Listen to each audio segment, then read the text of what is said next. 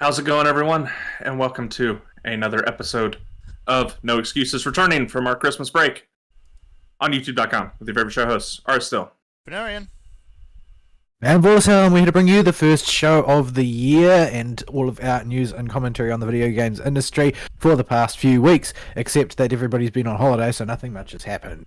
But if you'd like to get involved with the show, you can do so by sending us email at noexcusesvtw@gmail.com, or you can follow us on the Twitter at noexcusesvtw, or you can join us on our Discord server and chat to the hosts and other listeners to the show, and you can do so by clicking on the link that will be provided in the show description underneath the show archive on YouTube. Yes. It's been a couple of weeks. On the stream today, by the way, we are going to be doing a bit of Final Fantasy. We're just going to do the main scenario roulette because I'm learning to tank. Badly. But I'm making him learn. admittedly, there's not a whole lot really to it. It's like, press button, this button namely, No. and smack a boss. There are very minor intricacies you can learn later that are much of a muchness. Yes. But for the most part, it's 100% brain dead. Yeah. For some reason, though, the pressing of the button seems to be very difficult for some people. You need to press the Dead button. cat. Oh, he's dead. So, I will cue us for main scenario. And, I've got other player I effects was- off, so I can't see that. It just looks like you're waving your gun around. It's maybe not safe. No. So, we'll be in here because we don't have to pay attention. I'm playing the healer I know the least about. Oh, good, it's the long one. Yeah. You seem confused. It's Praetorium. I mean, on one hand, experience and tomestones and other stuff, but on the other hand, it's fighting off the urge to nap. Wait. I just realised that the moon changes in the opening sequence. But it goes through Depending phases. Yeah, because when I remember doing it and it being bright in the past, but this time it's completely occluded. Huh? I never noticed that. So I guess moon phase and weather affects the skybox here? Apparently. So, yeah, this should be a disaster because So we also looked entirely too normal, so I had to take a shirt off. yeah. I'm just looking at Then you put pants on to balance it out. Yes, that's true. So I took my pants off. Oh, gotta go calm fishing. Always calm fish with the heart in chat. Yep. Pro tips. Are we going to fight everything on the way through? Or we suppose we got to, don't we? Yeah, we got to now. Yeah. That's just how it be. So, yeah, I'm getting the hang of tanking, but it's never been my first choice of role in a game. It's usually my last choice. Yeah, in Final Fantasy, it's brain dead dumb how easy the basics of tanking are. Well, it is now. It is now, It yeah. didn't used to be. It used to be a lot It used harder. to be like a micromanagement nightmare. There are intricacies about how your cooldowns interact and stuff you can figure out, and how to pull mobs efficiently, and how to do things like sprint. And I also am not healing you at all, Fern, except for cardio, so that I haven't put on you yet. That's okay. I Dark Knight. So you got a missile drain, right? I do. Oh, wait, no, I don't.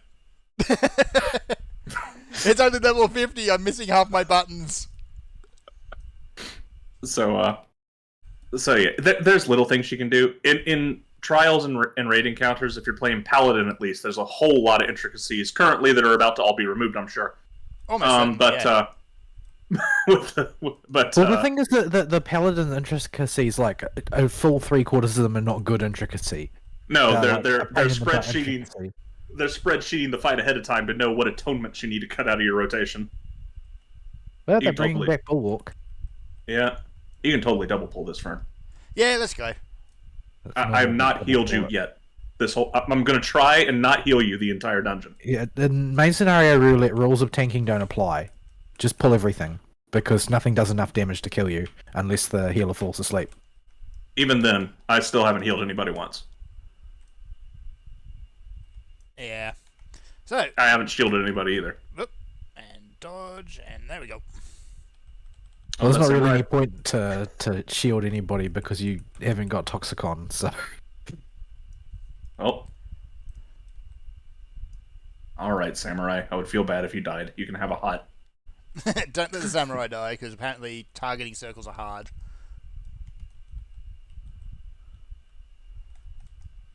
Alright, there we go. Oh, hang on. Can someone just smack that, please? Thank you. So, Fern, you're weak. Oh, it's been 3 weeks, and we should probably go over what we actually did for It Christmas. sounded like you actually got some time off. I did. I got a couple of days. A couple of days where it was just completely off. Which doesn't happen. No, we got a cutscene. Okay. Because, yeah, normally even on the day off, I'm still on call, or there's something that could go wrong, and I'll have to go and work. So it's nice to have a couple of days. There's only about 5 days every year we're completely done.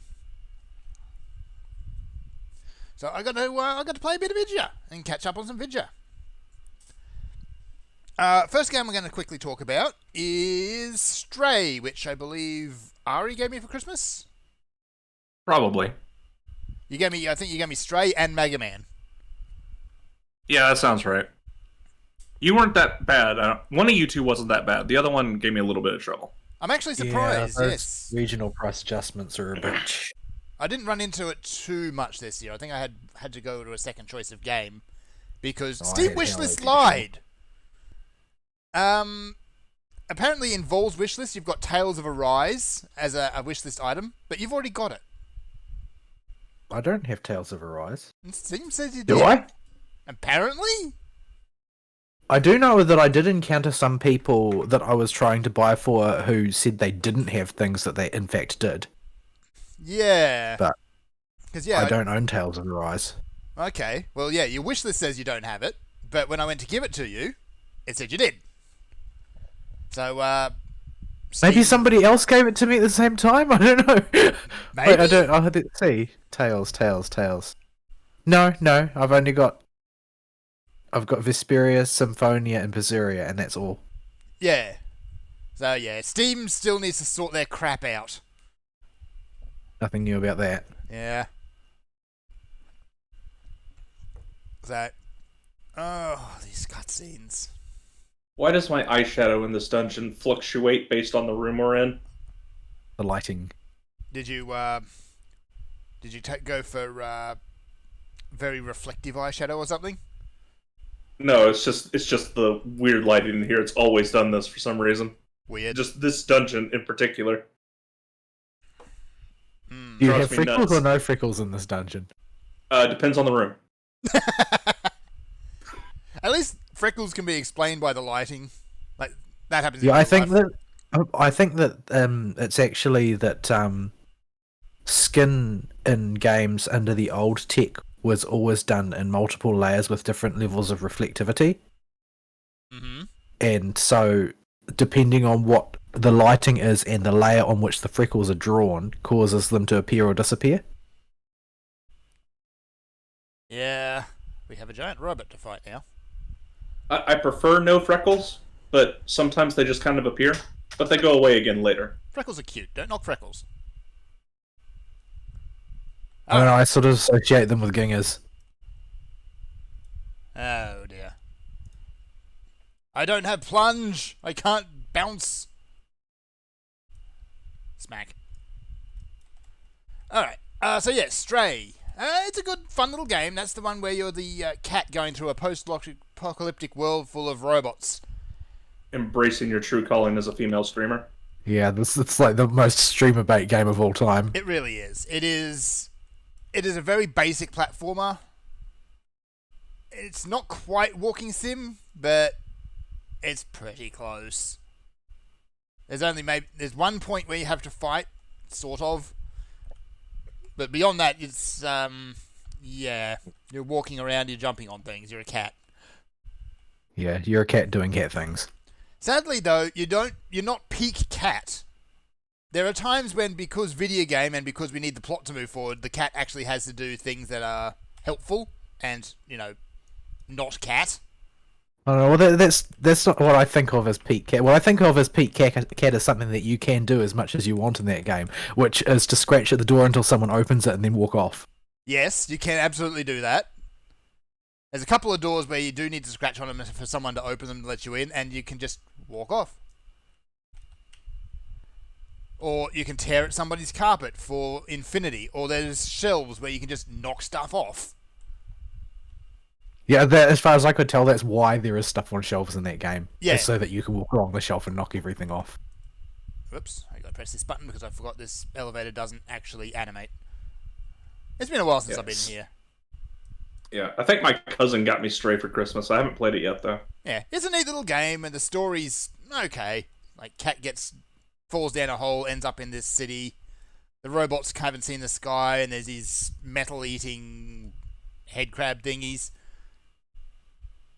Yeah, it's not really my kind of game. Like, I was quite happy to watch Fauna play it, but I don't really feel any urge whatsoever to play it myself. Yeah. Not ready to embrace your inner female streamer.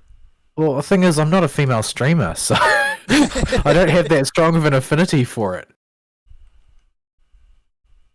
Yeah. I can imagine the most appeal of watching Fauna play it is she's all happy and cute until she says something incredibly cursed. Oh. No, mainly she's making threats about what she's going to do if they do anything nasty to the cat. They do nasty She's things like, she is extremely a cat person. Ah. And the idea of anything bad happening to a kitty is something that she can't stand. Yeah. So, she also did have a stream where she got all very upset about somebody eating lettuce, so... You know, Mother Nature and all that, I guess. But we'll come back to that in a moment. It's an okay game. It's fun. They get their atmosphere pretty much right as to what they wanted to do and all of that. I wouldn't say it's Game of the Year material like a lot of people keep saying it is, though. Well, it's just a walking simulator. Like, I think even calling it a platformer is ennobling it. Yeah. The platforming is you climbing on shelves to knock stuff off. It's a very nice environment, and it's a very solid walking simulator, but I feel that that's basically all that it is. Yeah, it makes you feel like the cat. You do feel like a cat. Most of the time. I'm taking a jab at game journos, but... Yeah. Sadly, well, though... I mean, cats don't have a jump dash, so game journos will be able to play it. Yes. Yeah, there are a few times, like, if you wanted to play this game as peak cat, you go maybe 10 feet into the game, there's an arrow that tells you to go left. You go right, you sit in the corner, and you stare at the wall for 2 hours. That's how you play the game as a cat. I remember when it came out and everyone in the HoloLive stable basically was playing it, I enjoyed the compilation video of all of them reacting to the cat's fall at the start of the game. Yeah. Particularly, I liked Gura's response, which was, "Long live the king." I mean, a feline does kind of fall the same way when it lands on its side, so... Yeah. But, yeah, it's fine. I found the ending to be just kind of... It just stops. You open up the sky and everyone's free to do whatever they were going to do. And then they go home. Because that's what people actually do. The cat goes home. That's when given freedom. So, yeah. And the little robot, spoilers, screw it, dies in a way that should probably make you feel something, but the fact that the cat just kind of bats at this dead robot and then sits down next to it. Yeah, well, the thing is that cats eat you when you die. They're not dogs. Dogs eat you when you die, too. You don't want to know the stories I have for that.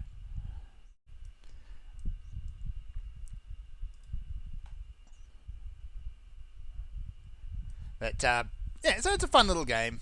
It's way overpriced. I will definitely say that.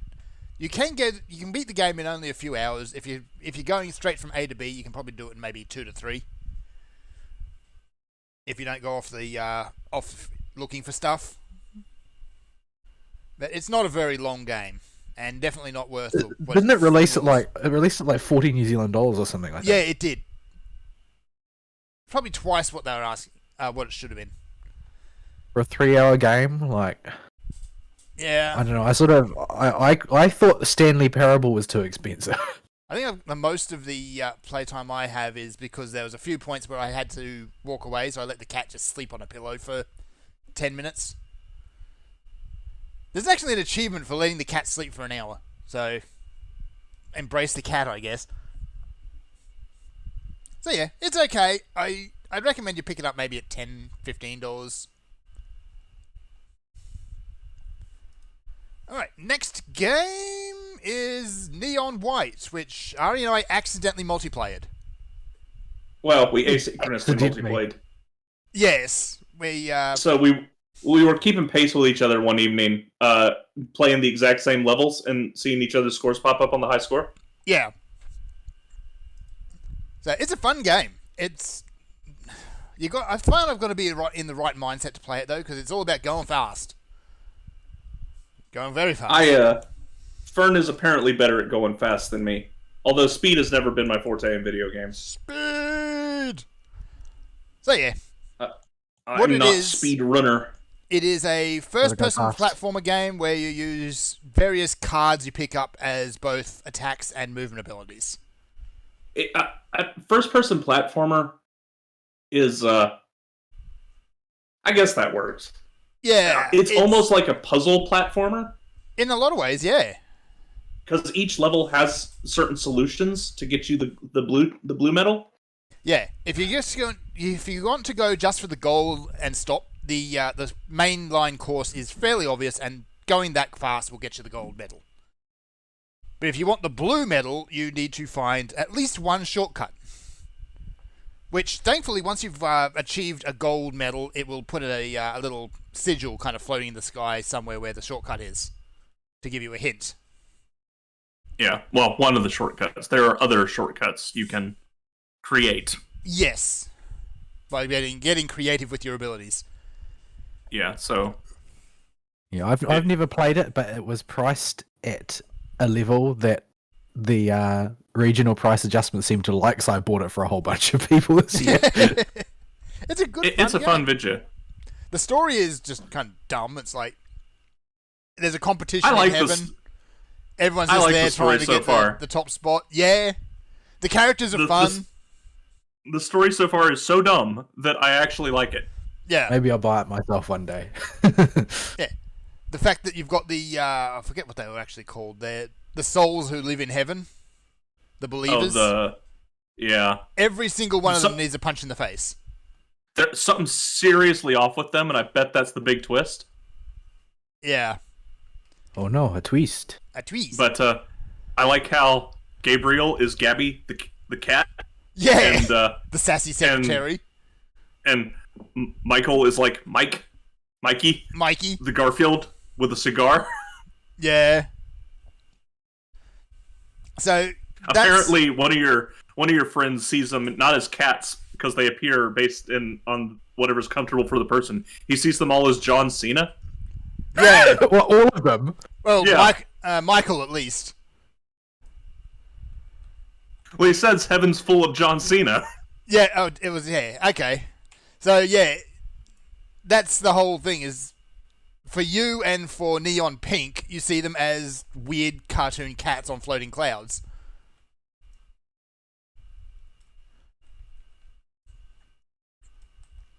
But The theological implications. I'm not sure what was the one in the pub. That's Razael, I believe.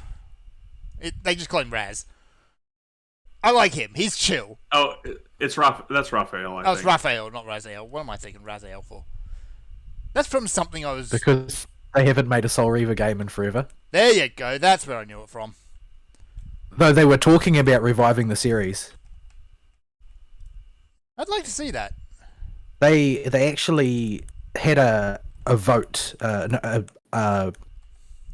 community poll was put out by the publisher a while back, like a couple months ago or something like that, asking if we decide to go ahead and make another Legacy of Kain or Soul Reaver or whatever game, would you want it to be either a sequel or a reboot or a remake? They didn't just go ahead and say which one they're going to do. They put a poll up to ask what people actually wanted to see. I think the answer would have just been yes. You know, I think I'd rather see something new than see something done over again. I'd like to see something new. There's Although, too many. to be fair, a remake wouldn't be bad because the storyline of that franchise is ungodly complex. It really is. So, I wouldn't say no to seeing Soul Reaver. But anyway, yeah, Neon White. Good fun game. It's all about just going fast. You got to kill everything on the way through, so there's been a few runs where you kind of get to the end and realize you've missed something. But Yeah, that happens a lot. a lot. But by and large, you'll need to use your abilities to both kill the enemies and to propel yourself at the same time. Well, you have to make a decision with every weapon you pick up. You can throw the weapon away to get a piece of movement tech associated with that weapon. So, like if you have the rifle, it's like a long dash, or if you have the short range boomstick, it's throws a grenade on the ground that lets you bounce off of it. Yeah. And if you have the pistol, you can double jump. But Yep. you have to completely discard the weapon, regardless of how much ammo is left in it, to perform the movement tech. Yep. So, And sometimes you'll only get one ammo in the weapon when you pick it up. my problem in this game is I'm terrible at first-person shooters in general. Mm-hmm. I'm terrible at going fast in games in general. You spent like all your high school years playing Halo. Yeah, but that didn't mean I was ever any good at it. Nobody's... Yeah. Let's move on from that. But and the other thing with it is you have to sometimes jump, be moving, shoot something, and immediately throw away the weapon to get the move tech. There's one level, I think it's in the second half of... The Chapter one where 2. you got to shoot the two balloons way the F across the map. Oh, yeah, that one too. That one is the one I'm thinking of, where you got to pop them off while you're running through the breakable floors, and then throw the gun away immediately to do the dash. Yeah. The one I'm thinking of is you have... I think you just get the dash. So it's... you have to kill an enemy to get the double jump. You double jump up to a platform, dash, shoot a enemy in a alcove who you've only got like a split second to target, and then dash across an empty void and hope you make it to get your S rank. Or your blue. So yeah, there's a lot of complications you can run into in this game, and yeah, if you're going just for gold and you just want to play through the story, it's not that bad. Yeah, you can gold them pretty easy, just bumbling your way through and retrying a couple times. Yeah, the story is gated, but as long as you're getting golds, you'll go through it quite easily. You only need to do maybe a third of them in gold level. Gold's pretty much a freebie anyway. As long as you didn't totally screw the stage and stuck to the main path, you're probably getting a gold. Yeah, there's a few stages where I've gone through it. I even got a bronze on one, and like on the first loop, go through learning where everything is, what the stage is, and then you go through it a second time and you'll get gold. Yeah, that's generally how it goes. Yeah. I have posted a close-up of what the game does to my eyeshadow during some rooms, and I will post a new screenshot of what my eyes look like normally. Ugh. And it is not because I'm squinting. It just deletes my eye. It just deletes my eyeshadow. Oh dear. But the fun part with us playing was we accidentally did asynchronous multiplayer. Yeah, And when I completely noticed unplanned. this, I immediately started annoying Fern Yeah. on Discord the second I noticed we were doing it, and criticizing his times, even though I knew he would beat me in the end on every single stage. And then there was Canthan's times, because, oh boy, how does he do that? He plays video games more than we do. That's fair, actually. Yeah, he treats every video game the way Aristotle treats the fight against Rodan. Yeah, I have to love a video game to put that much effort into it. Neon White's good. It's not that good. I don't put that effort into any game, no matter how much I love it. I just don't. Video games are just not that high on my priority list. Yeah. So that's Neon White, and the only other thing of real big note I've got to talk about is I descended into madness. Oh, It just kind of right. happened. Yeah, I helped. you once did I help. realized you I had. was there, yawning. Yep, and Ari just came along and just gave me the tiniest little push. Oh, So- it wasn't a tiny push. I threw you in there. Remember the Hachima GIF? Yes, you sent me the Hutchford GIF. So yeah, I've fallen into the HoloLive community, and it's a deep well, and it's also a very all-encompassing well. I found as well. Doesn't matter what you're interested in, something in HoloLive will attempt to drag you in, as long as they can attach a cute anime girl to it.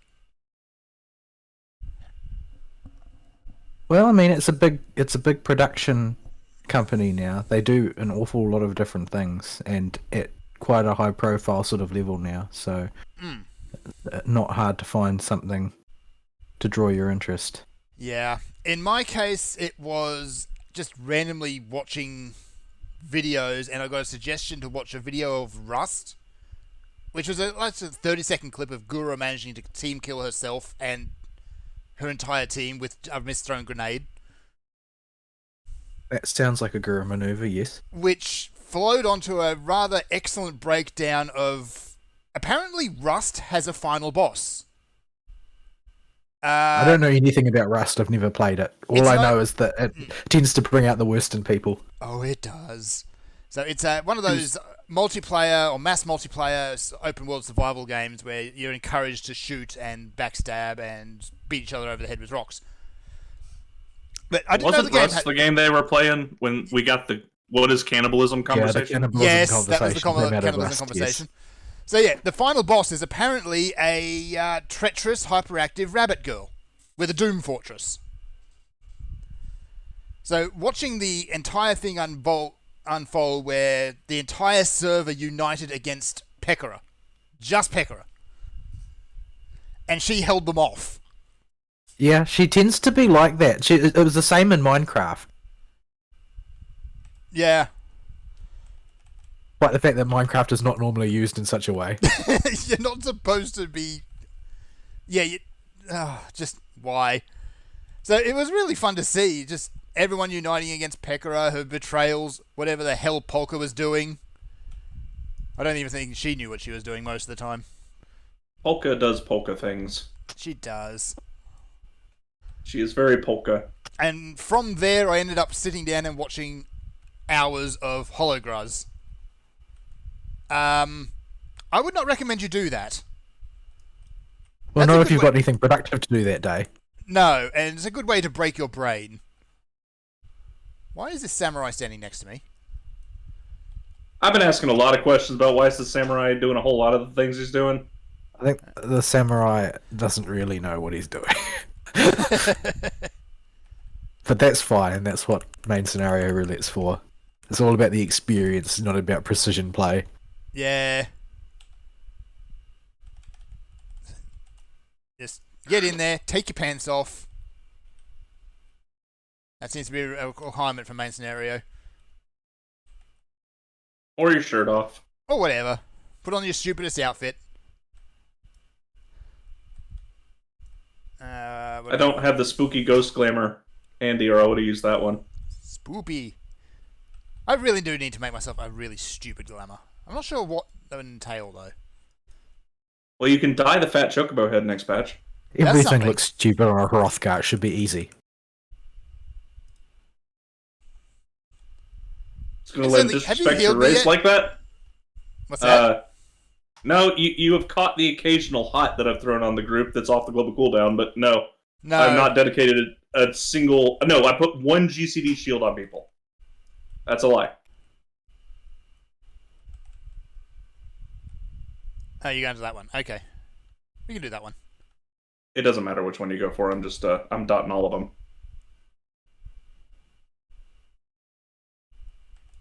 Alright.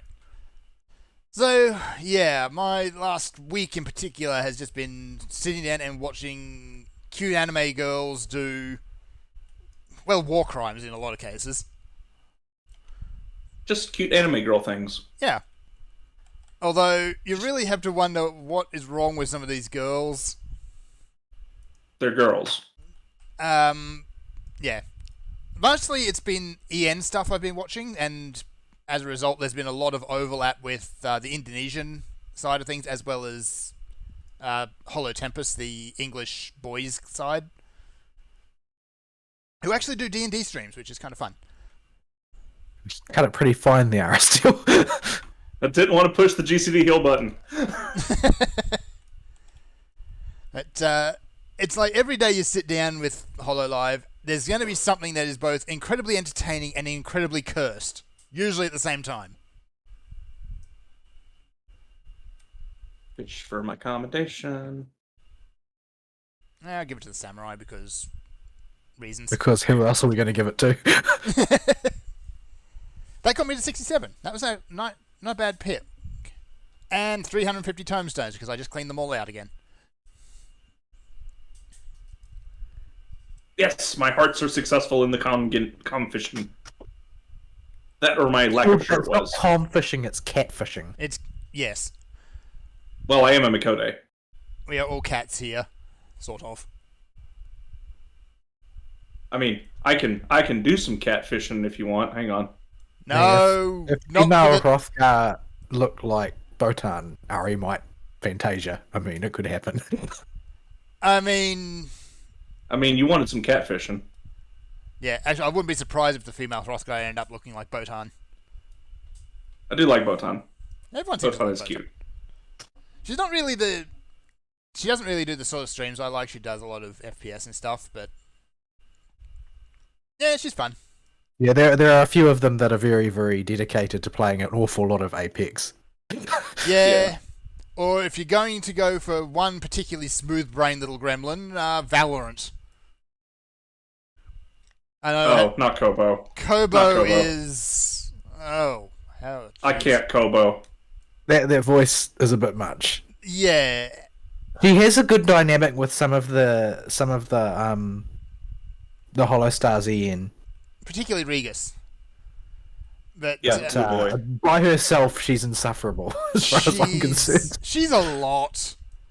Like Guru's a Sorry, gremlin did as it- well, but she's a lot easier to But watch. Gur's a cheeky gremlin. Like Kobo's just a stream of verbal diarrhea. Yeah. Like there's a stream Kobo's- the other day that popped up where she's asking where Australia is. Gura will sometimes take a breath to vacuum out the entirety of the sand in the Luigi's Mansion level. Yes, Yeah, this is a sort of autism that I can endorse because it makes perfect sense to me. not gonna lie, I did that as well. There's money in that sand. You got to get it all. Well, that wouldn't have been my motivation. My motivation would have been to make all the sand be gone. Yeah, that's Yes. It kind of starts off looking for money, and then sand be gone. I would have to do it at least once just to assuage my mind that nothing happens when you vacuum up all the sand. I think there's also one of the hidden crystals in the sand there somewhere too, but it's pretty obvious where that one is. Let's see. Let's go to the Doman Enclave. I will turn to a Dark Knight. Oh, we're all going to Dark Knight it? Can I get in there as Dark Knight? No, you can't. All right, But, you have to got- go my gun haver. Yeah, you got to go your Gunhammer. But since you got me here, I can farm for you. So yeah, I should probably not go in the dark. It would just be That's- it would just be a little bit silly. yeah. That's the other thing You- I've you- been doing during the break is I'm catching up. Well, no, that's not right. I'm progressing forward ridge in Final Fantasy. Catching up's a bit of a stretch. You're making progress. Yeah, so I'm actually into Bosnia now. Yep. The raids you need to get in here, the Evil East raids, are incredibly fun. They're very cool raids. You will Yeah. die. They I was are- kind of- Show him your hole, man. Just got to show him Go your and hole. show you a hole. I actually managed to not screw up on the last part. I was expecting to completely screw up, especially since the queue popped unusually fast. And I didn't get to watch a video for the last boss, so I went in blind. Oh dear. Yeah, last boss isn't bad though. She's largely a remix of mechanics you've already seen. Although when they start overlapping, you're going to have issues. Take a cure 2. I won't need it. But I don't just think that in I've case. ever managed to survive that fight. I don't think I've ever done Ultima without dying at least once. There was like a week where I kept getting Osborne Monastery over and over again. I'm not sure why. It's called Osborne Monastery now, is it? Yes. So yeah, the second boss was the one that I really. Is it screwed not? up. What's it actually called? I've been calling it Osborne Monastery in my head the whole time. You never call anything by its proper name. Why would you think that that was correct? It is Orbon. Like, Orbon. if it's the thing that Aristeal is calling it, you know that's not what it's actually called. I'm not dyslexic. I can read the word. You're not However- even regular lexic. However, I can only read the first and last letter of the word. What's in the middle is totally up for grabs. As far as I'm concerned, that's free real estate. It's a realm of pure Oh. imagination. All right, I've met my quota for silly glamours today. Oh, yes. That's I approve. that's a Slooty Snowman. That's a snow sloot. Right. It well, just needs heels. that's enough internet for one day. All right, in we go. So yeah, it's been nice just actually being able to kick back and do some video, watch some incredibly questionable media with anime girls. Oh, I'm right, I got a going quest over to- here from Makoto. I need to go pick that up. That's probably a lot of cutscenes, but you'll still get drops, even if, as long as you're not on the absolute other end of the zone, you'll still get drops. All right, well I'll watch some cutscenes while you guys don't do that. Hang on, I'm turning on I'm turning on the cheats. The cheese, The cheats. also the cheats, and the cheese. The cheats are notifications, so I can see when stuff pops because I never notice it. Ah, Right. Jeez. oh, right. I forgot this bunny exists. She is the strangest looking Viera I've ever seen. Oh, the Gayu bunny. Yeah. Garu bunny. Why do you have the cheapest looking sunglasses on? I know, I've always thought of her as the SoCal bunny for some reason. I'm not sure why. I'm pretty sure I saw the sunglasses like that in a vending machine once. That's how cheap her sunglasses are. Actions and traits general. Second So, hotbar, anyway. duty action 1, duty action 2. Get him his mount speed as soon as possible. Yes, that's the first priority. Yeah, Anyway. this won't take long. Yeah. So, Vol, what you been up to? Oh, it's my turn. I haven't It's your done turn. very much, to be honest. Like, I was generously given several games by other people that I have not really touched. About which I feel reasonably guilty, but also I've got to friggin' play FF, man. But yeah, I didn't get much of a holiday.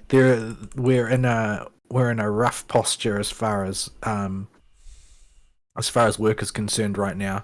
The numbers of stuff we've got are not great, so I didn't get much time off. I did get some time off, but that was mainly spent relaxing rather than pushing anything aggressively as far as the doing the videos concerned. Why are they attacking? Oh yeah, they attack random people, don't they? These ones. Acutus for Vigil for the Lost, by the way. If I get qualified for the duel, I'll just one-shot it. It's the easiest duel out here. And Okay.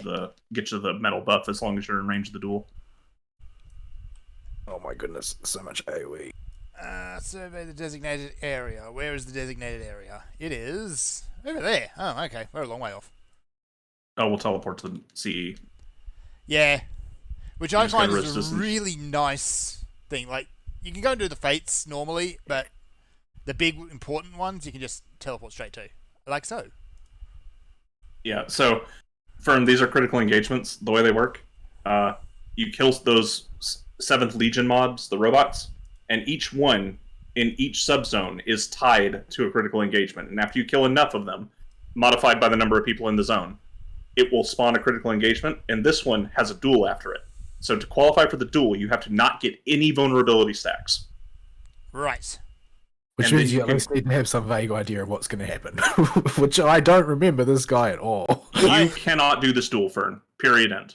Right. You don't have mana wall. Well, I don't have If you don't- any lost actions, really. I got a handful, and that's it. Well, I mean, if you don't have mana wall, you literally can't do this duel as a DPS. You will die when that mechanic comes up, and there's nothing you can do about it. Yeah, so if it pops for me, I'll just pass on it. I doubt that's going to happen, though. No, you're gonna die. Yeah. So Have you ever done this one before? I have never seen this guy before. Oh boy, you're in for a treat. He's a weird scorpion tank thing. He's the first boss from FF7 except recolored. Crap, he is too. Okay. Yeah, you're gonna die. I did do a Mandragora one the other day, which had some sort of heart mechanic. I had no idea what was going on in that fight. You need to alternate colors and don't touch the hearts. Okay. Well, the hearts will touch you regardless of what you want. So I actually Because- did it right then. Lag. I didn't die, so that was my main thing. Well, the hearts have copied factory ball hitboxes that don't make any sense at all. Oh. Has he done Copied Factory? I've done Copy Factory. I'm letting somebody else tank this because I don't have a pocket healer. Alright, let's see how sight readable this guy is. He is technically sight readable. You're still gonna die. He is sight readable in only the strictest sense of the word, as in you can interpret what's going on. But As in, you can see the- something coming before it kills you? you'll know why you died. Right. Oh, right, we don't have a healer in our group, do we? I'm going to have to click these buttons.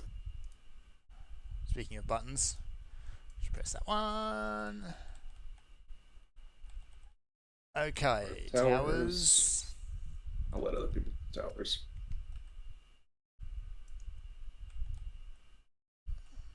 Alright. Oh, there's so much. Oh, wait, just wait. There it is, tail missile. This is what gets everybody. I don't know what it does. Covers over half of the room in a circle. Like that. Oh, I'm going to die.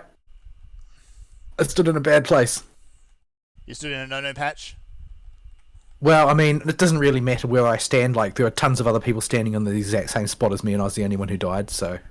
Yeah, this one's actually one of the ones that's harder with more people to not get hit by, because people will bait more AoEs from the edge onto you. I don't know why I died from that one. Just big AoE damage. Ah, Yeah, I can't heal you. that's alright. There's always someone random around who'll throw a raise.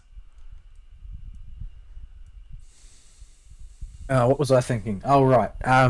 Yeah, so I haven't played much in the way of video games other than a little bit of FF, just to chill, basically. I don't think I did anything over like Christmas and New Year. I spent most of my time cooking and then eating and then food combing. That's sounds pretty like- much how it went. That sounds like how Christmas usually goes. Yeah, Some- I mean, I was by myself this year because my mother is none too happy with me. But I mean, I can't get away from work, especially right now that I'm going to be taking over the running of the place. So You got one hell of a mess to clean up. yeah, but it needs to be done, and I'm the one to do it. Like, I don't think anybody else can do the job. Yeah. I Okay. don't want to even work there with somebody else trying to solve the problem because they will invariably do it worse than me. Three So people queued for the duel. Let's see if I get it. yeah. Anyway, that's going to be a rough experience for the first half of this year, but yeah, hopefully it will pay off because if I can do it right, well, I mean, Ari's been through it before. He knows the score. Yeah, When it's a you mess. When you get power, it's going to be a huge hassle initially, but it's your chance to set things up so that it doesn't stay a hassle forever. Yeah. Actually, if you're dueling Got it. over there, you got it? Okay, I'm going to come watch. This claw's coming with me, I'm- don't mind him. Just going to... You got the follow gooey through. boy! Huh? You got the gooey mount. Oh, yeah. I don't know how to pronounce what it's actually called. Yeah. Squishy boy. But yeah, so I haven't really done much special in the way of gaming, although I would kind of like to. So what else has happened? FGO wise, the rerun of Sable Wars 2 is happening, and I threw a whole pile of tickets, more than I really needed to, at getting a second copy of Space Ishtar, and managed to get a second copy of Space Ishtar without having to dip into my quartz.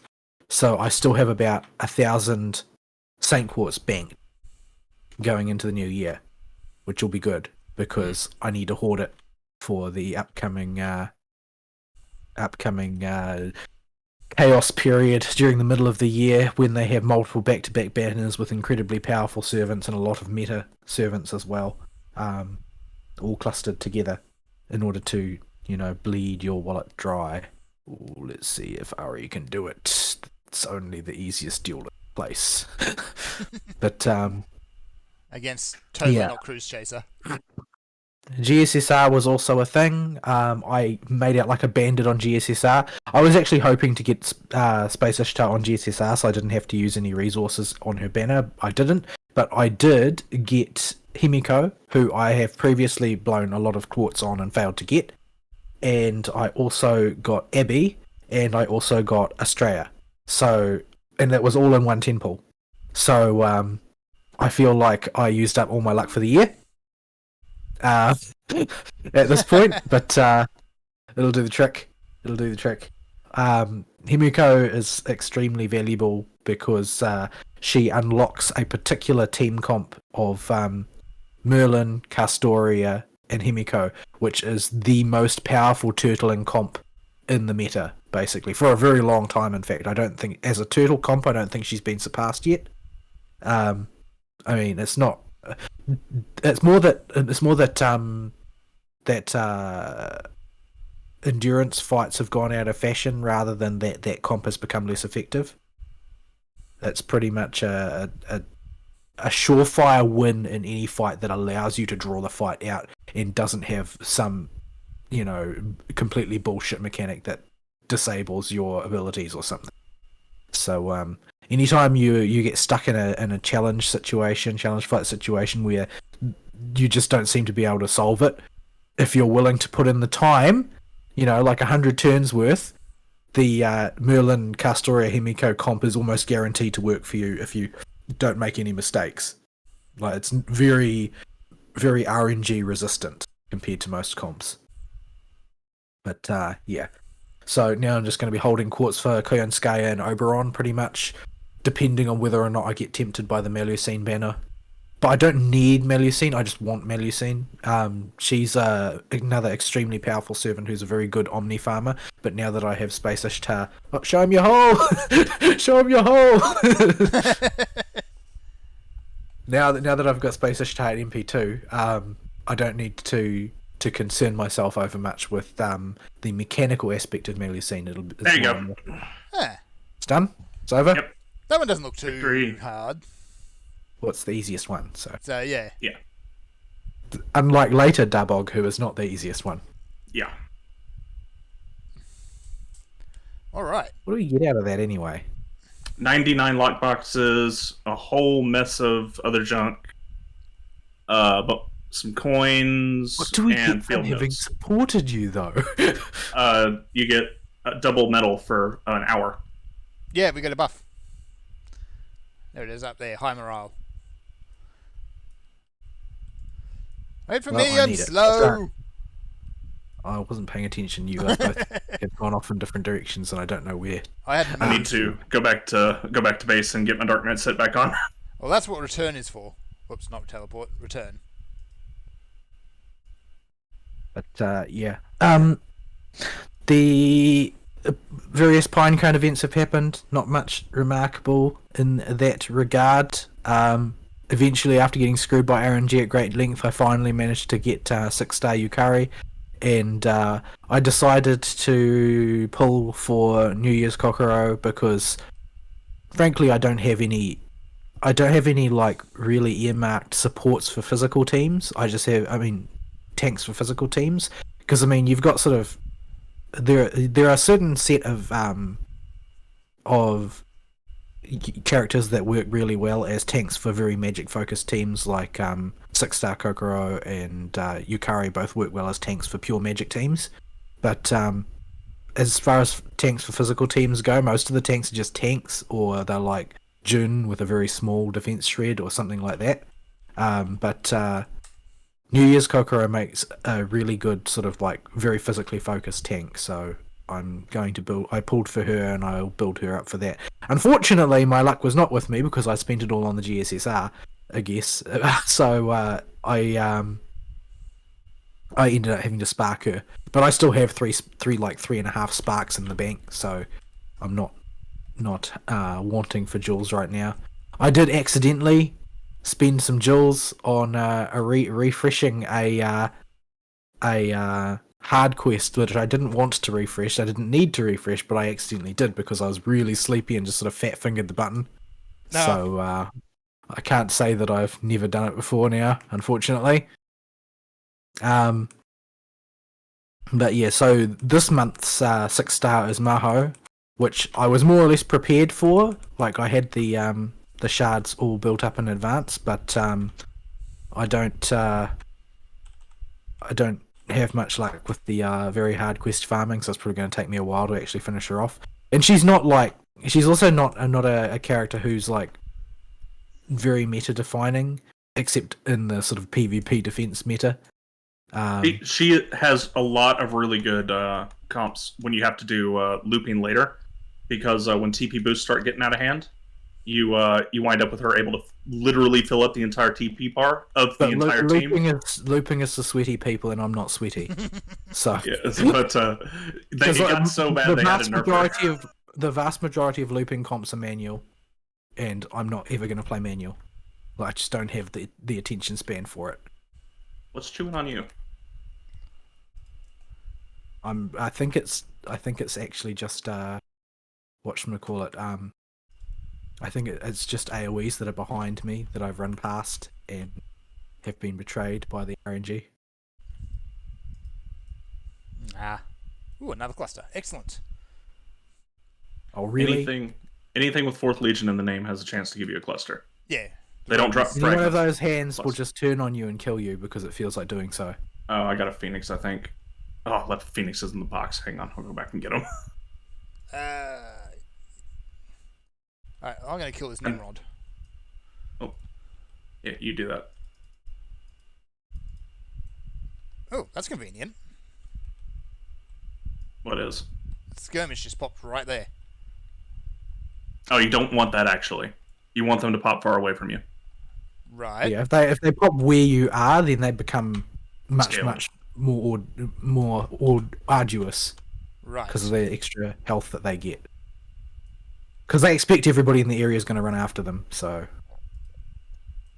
Yeah. So while y'all go get that skirmish underway, I will go gather mobs and bring them to you. Am I doing something wrong with Flamethrower? It doesn't seem like it does any damage. It does a lot more damage than it seems to, but... Yeah, it doesn't seem like it's actually doing a whole lot. As far as I can see, it doesn't do any damage. Yeah. It's stupid. Honestly, I think Flamethrower needs an overhaul. I'm coming in hot. Oh, no.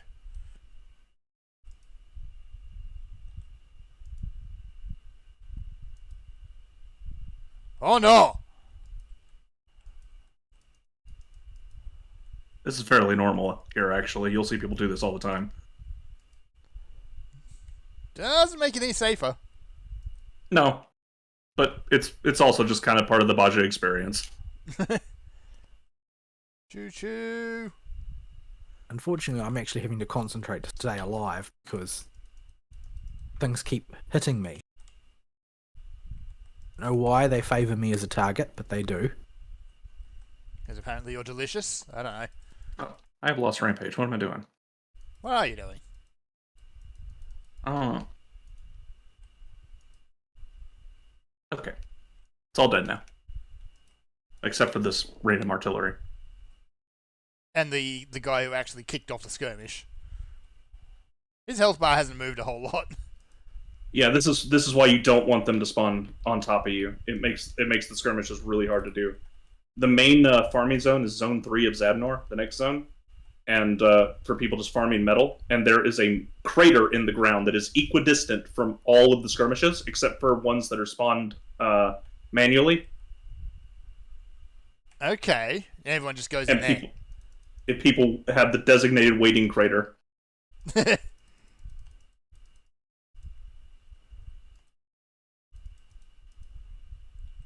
At any rate, the current event in Pinecone is the Magical Girl event, which I haven't had time to watch the story yet, so no spoilers, Aristeele. But It I can't doesn't help. make a whole lot of sense. I can't help but feel bad for Kasumi. She It doesn't seems want like to be a magical the girl. universe is basically out to troll her, and she never asked for this. Shiori at least seems to be into it. Well, yeah, but she likes that kind of thing. After all, her big sister's essentially a magical girl, even in the True. real world. The She just has superpowers. She's definitely not magical. Right. I haven't done Shiori's Bond quests yet, so I don't know. Well, that's Hatsune. Ah. Exactly, I did insists Pudding's repeatedly. Bond quest, and it's exactly what you might think it is. Oh yeah, mostly about pudding and the quest therefore. Yeah, she's Like- still like- a ghost, and she's still demanding pudding. And that's basically it. That's how pudding ghosts do. That is how pudding ghosts. Yeah. I mean, she's just a character with a one-track mind. And that track is pudding. So, Yeah. I've done a little bit of the event. I still haven't finished the story. I need to go and do that. Yeah, I've never done one of those special quests. It doesn't seem like there's really much reason to, other than an incrementally higher amount of lottery badges and bragging rights. So I mean, you get a few jewels for it. You get somewhere around 15,000 medals in total.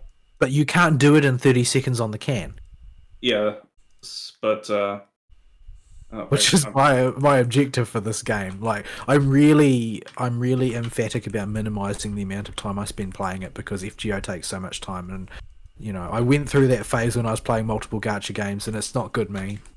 It is really not good.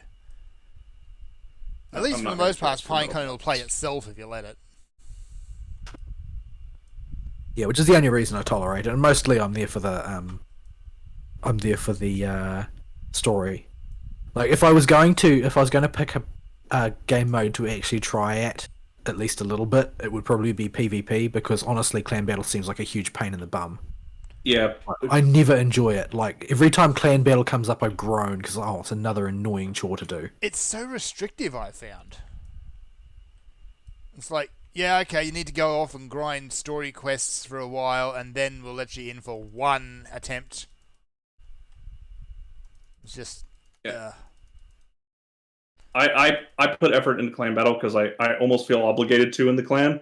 Well, it's only because you need to beat Abo. That's the only thing you're interested in.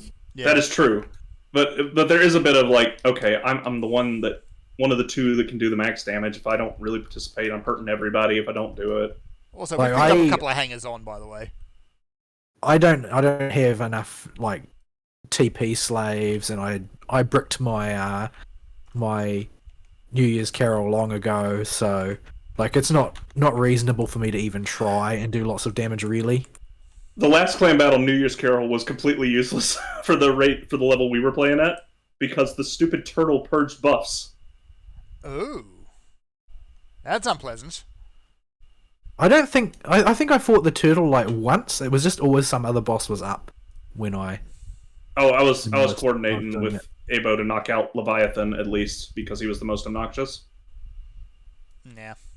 I'm happy now. What is Actually, the I'm TP able train? to contribute on clan battles. Hey, that is I'm not really. 37,000 HP that the boss didn't have before, Fern. Oh, that second one? Yeah, that didn't work well. I'll take it. Even I don't really contribute very much. My contribution is negligible. Well, the first boss I went in on, I was able to do, a few million and make an actual difference. That second boss, I failed to notice that it was like 50 levels higher. Oh, I can't do a few million. There was a level 50 boss, so... Oh, you must have smacked the wyvern. Yeah, I smacked the wyvern. That's why. The wyvern's free. Yeah. I can one-shot the wyvern by accident with 30 seconds left over. Whoops.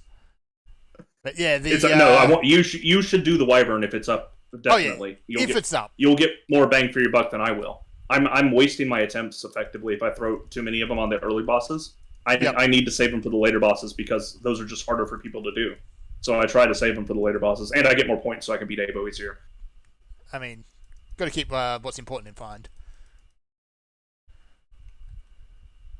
I mean, there are justifications here, but in reality, it's just I want to beat Abo easier. All right, I need 3 more clusters, and I can go get the mount speed upgrade. I had a whole pile of stuff that I wanted to talk about, but I don't remember any of it now at all. I'm kind of feeling like that as well, honestly. Well, it was a relatively long break. Yeah, if I don't write down everything that I intend to talk about, then I can't talk about it because I simply won't remember anything. I have too much stuff to think about on a daily basis to retain information.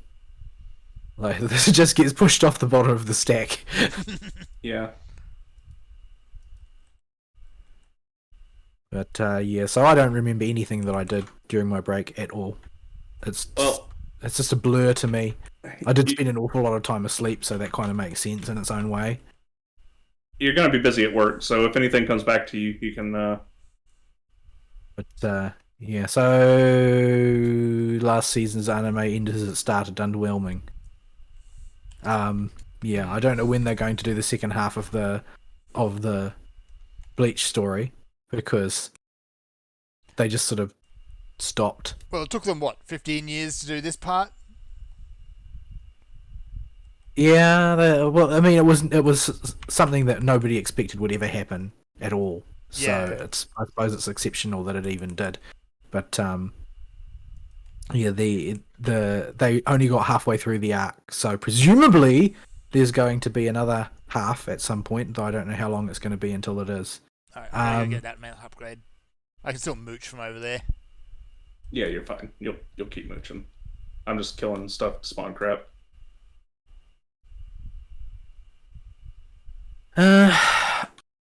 Stuff that I'm going to watch this season. I watched a couple of things last night, most of which was also rather underwhelming.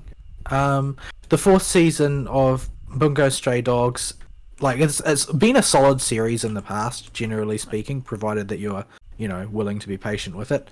But this one I was sort of a bit dubious about because it pretty much dispenses with the original cast of characters in favor of a totally different set of characters. Well, actually, that doesn't seem to be true. It seems to be more sort of a time skip, so fewer of the characters that you're familiar with from previous seasons are on screen.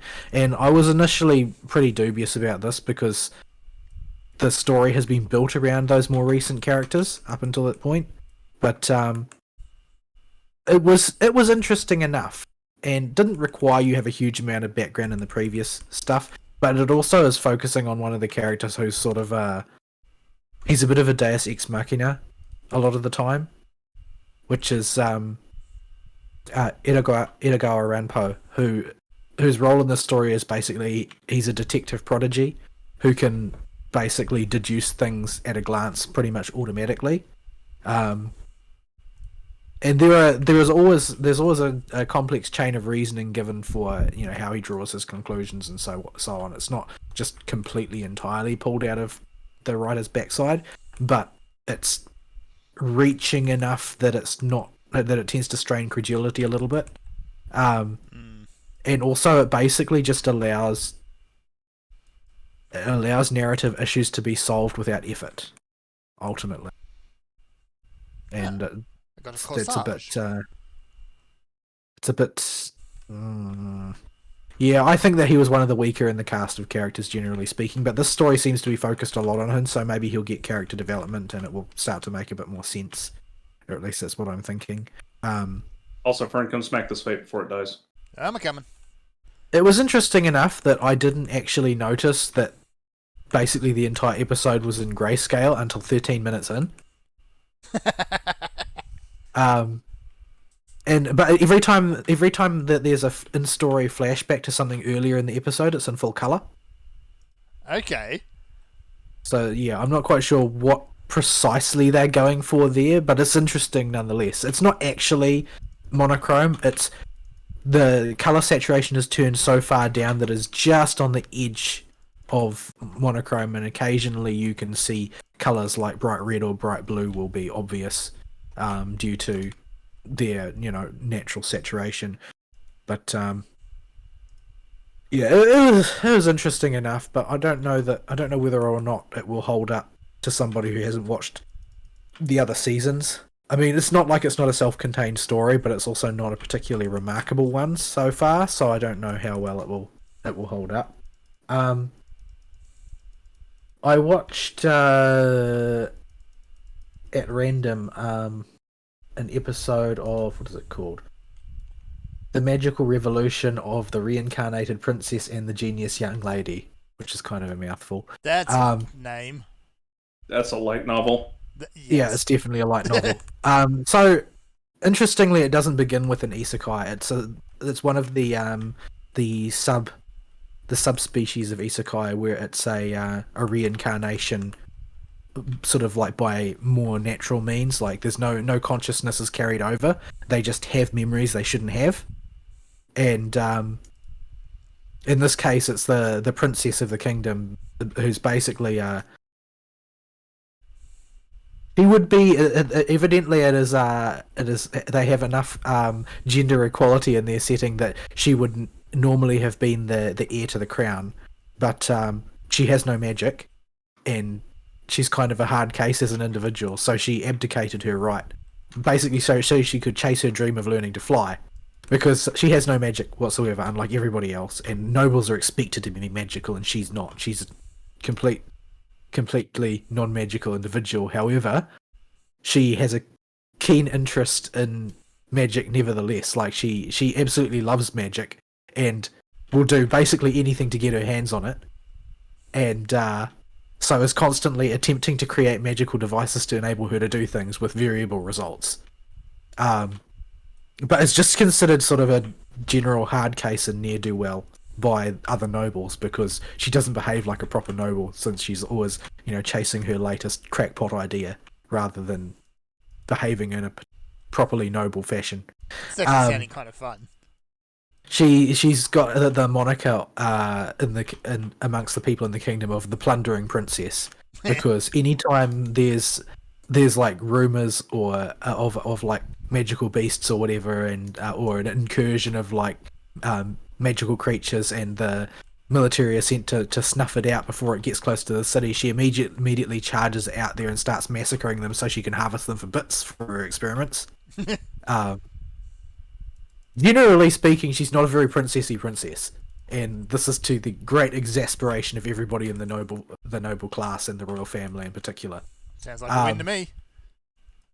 So the other character mentioned in the title, the noble, the genius young lady, is basically the opposite of the princess, and she doesn't appear to be a reincarnation as of yet. But I don't know whether that will change. Maybe it will, maybe it won't. It's not really necessary to the story, so I hope it doesn't, because it would start to strain credulity even further if it did. But basically her story is that she's the perfect noble girl. She's incredibly duty focused to a fault. It basically doesn't even think about her own happiness at all. It's always about fulfilling her noble duty. And she's a magical prodigy. Like, she's extremely good with magic, but basically has no dreams, because her entire concern is about being noble, being properly noble. What's this? Baying of the hounds is popped. Yeah, see, I registered us. You're good. Once it's ready, it'll let us in. Yep.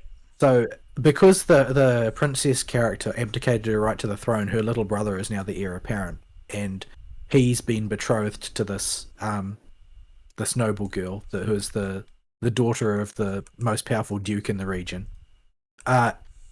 her little brother seems to have a massive chip on his shoulder, but precisely what it's about hasn't been explained in the first episode. He just sort of scowls all the time, and for reasons which are not really explained, he proceeds to unilaterally break his engagement with the Duke's daughter in the most public and humiliating fashion possible, while simultaneously framing her for attempted assassination of some other girl, and basically creates a huge scene which will essentially ruin the girl's life for no reason that he can see other than he's got some kind of chip on his shoulder.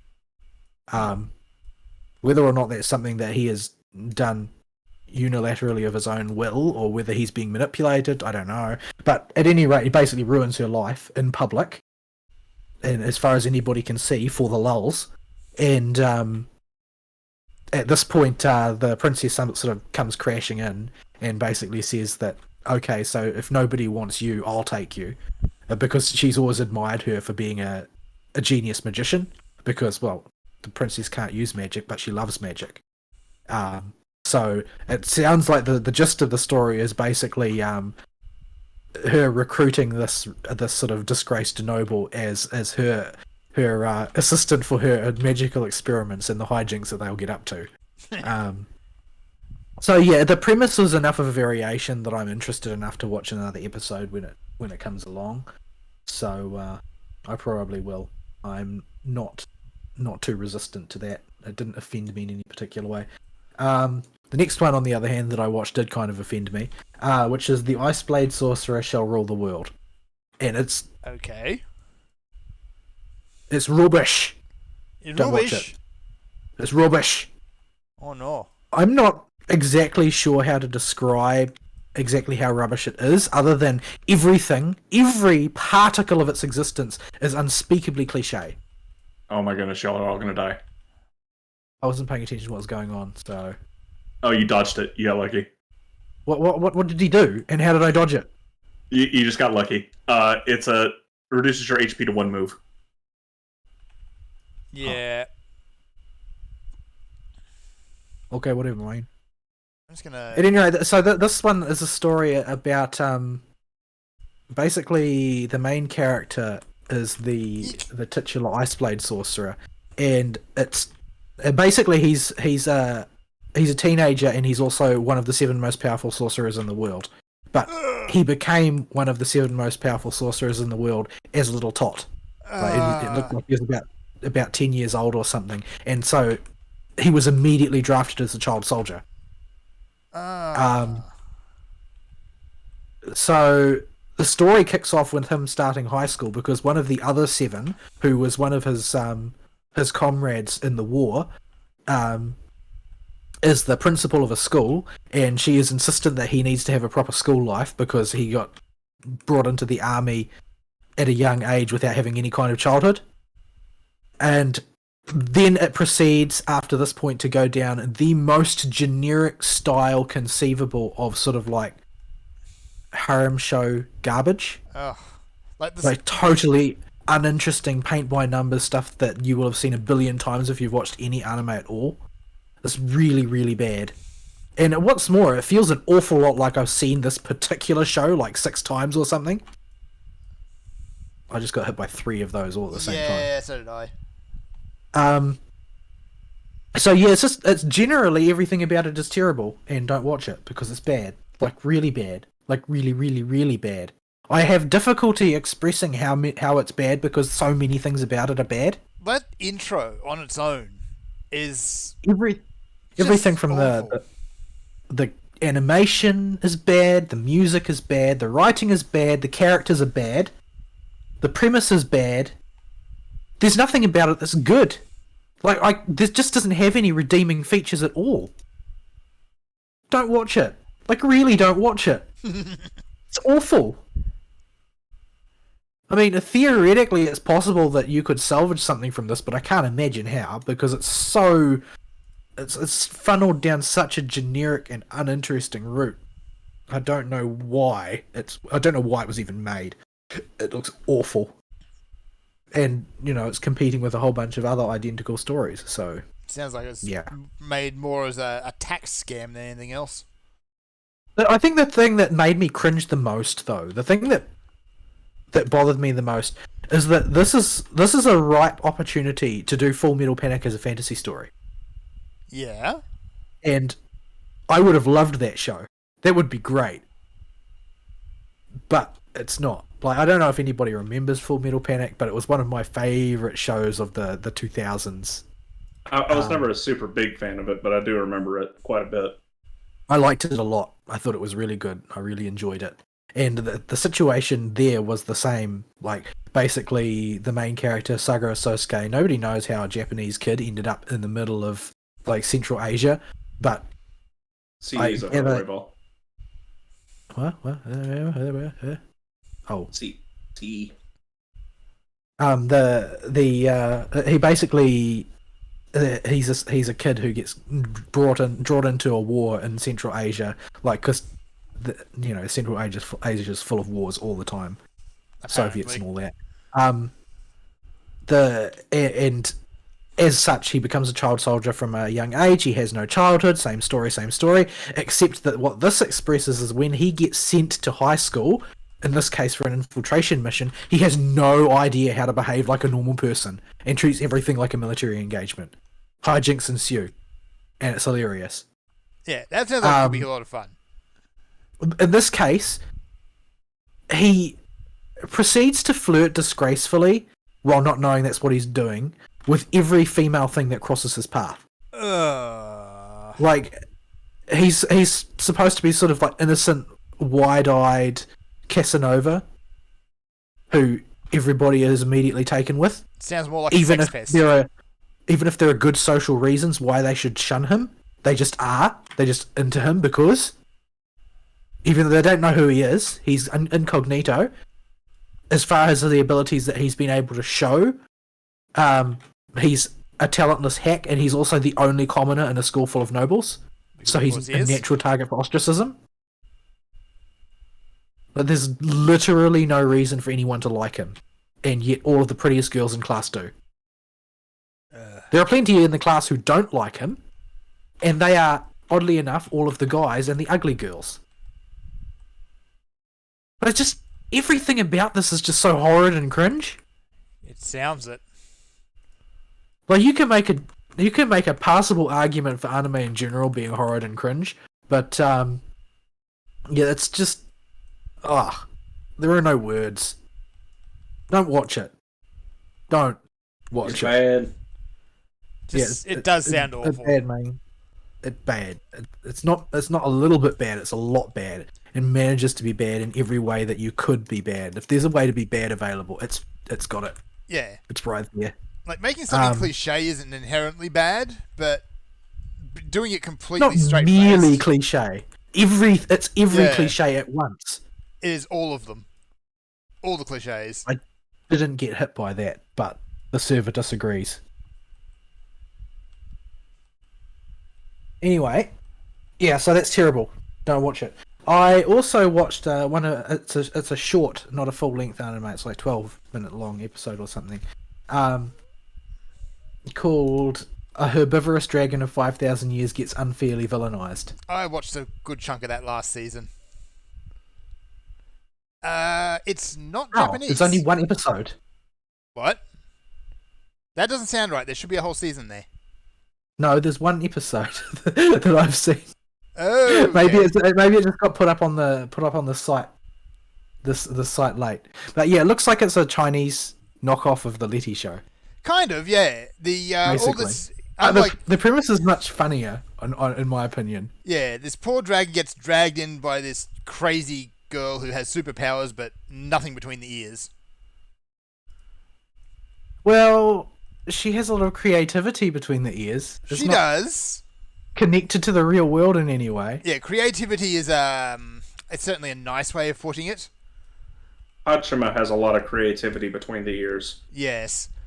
This is not a universal good. There is one catch I found, at least, which I might actually put to watching the dubbed and the sub, and that's when you meet the military captain, she's a bit mush-mouthed. It's kind of off-putting once you notice it. I don't know what you're talking about. It's just how the character kind of portrays the voice. She puts a lot of emphasis on the SH sounds, and after a bit, that's all you start to hear when she talks. Maybe you got second stringers to voice it or something. I don't Maybe. know. Anyway, it was passably entertaining, but not very interesting. Yeah. The production values are pretty low, and it felt like the show that I'd seen before, effectively. It basically continues in that vein. Yeah. There's a few others that I might poke at this season, but there's none that are particularly grabbing my interest in a big way. We got one Of more. course, there's the Nier Automata one is this season, but I don't really want to watch that until I've actually played the game, so I don't want to get a sort of a distorted idea of the story. Not that it's possible not to, given that it's a Yoko Taro story. But yeah, the most of the rest of the stuff that that is happening this season looks pretty terrible, to be totally blunt. Quick, press the button, Ari. Oh, did you want to? It had 40-something people and only takes 24. Okay, We wouldn't have got that We queue. wouldn't have got that one. I guarantee you, there were 20 of the people that were queued up for it were people that had done the fate in there. So this one's chock full of people right now. Yeah. Yeah, unfortunately, there's an Command. awful lot of shows this season which have the phrase "in another world" in its name. Yeah. Like it's looking like another apocalyptically bad phoned-in isekai season, to be totally Yeah. honest. It And I really only does. watched a couple of things on a whim, pretty much. I don't have much hope for this season either. The other thing, of course, is the absolutely horrible-looking Trigun remake is this season. Oh no! Yeah. Also, I'm killing turtles over here to try and get Fern some starting things. Yep, I just had to start go essences. and rank up. Actually, I should just use the Aetheryte to get over there now, because I can. Yeah, there will be nobody helping us kill the turtles. Nobody kills the turtles. I don't understand why would you abandon the old aesthetic for Trigun? It was so good. Nobody Yeah. had any complaints about it, and it's been replaced with an absolutely insufferably ugly one. Yeah, it just looks bad. Did you get all those, Fern? I got a whole bunch of skills, yeah. Okay. I don't know. We'll It kill seems it. like remaking things seems to be the new thing. Well, it's kind of the thing now, and it's always makes things worse. Yeah, at any rate, this looks absolutely atrocious, and I shudder to watch it. Like, I might watch it because I feel sort of like I ought to know what it's like, but I don't want to do an Steel playing Bayonetta 3 and like insist on, consuming the entire product in order to determine with authority that it is bad. Sometimes you just know something is bad right out of the gate. Yeah, it looks so bad. It looks so awful. And the old one looked so good. And what's more, the old one looks like the manga, and the new one does not. Yeah. Yeah, it's. So, I'm killing turtles right now, but if I could put a compare and contrast up in live show chat, I would. but I don't think I've ever seen such an unfaithful remake of an anime before. It almost feels like they're deliberately trying to be insulting to the original. The art's so different. Oh, Like, it's not my live immediate action Cowboy impression. Bebop levels, is it? It's not live action, so Yeah. No. Did you to actually see what happened with live action Cowboy Bebop? well, everybody hated it It was because so they bad changed that everything that didn't meet their sensibilities. yeah, it was so bad they ended up axing it 3 episodes in. Toxic fans, my toxic fans. Yeah, except the toxic fans are the ones who know what with the money. The Toxic toxic fans are the only people who are in the audience. Yeah. Like, there's literally no other audience. The only reason people would watch their show is because they know the name. Yeah. Huh? Let's But go kill Antiverse. yeah, my immediate impression of the Trigun remake when I saw all of the press material coming out was, I bet that there is a Westerner on the production committee for this. I bet you there's one at the head of it.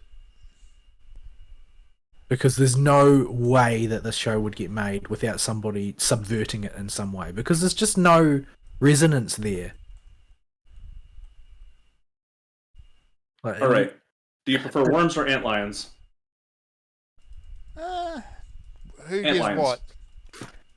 They give the exact same thing. Oh, okay. It doesn't really matter then. Antlions are safer. They hit harder, but they're safer.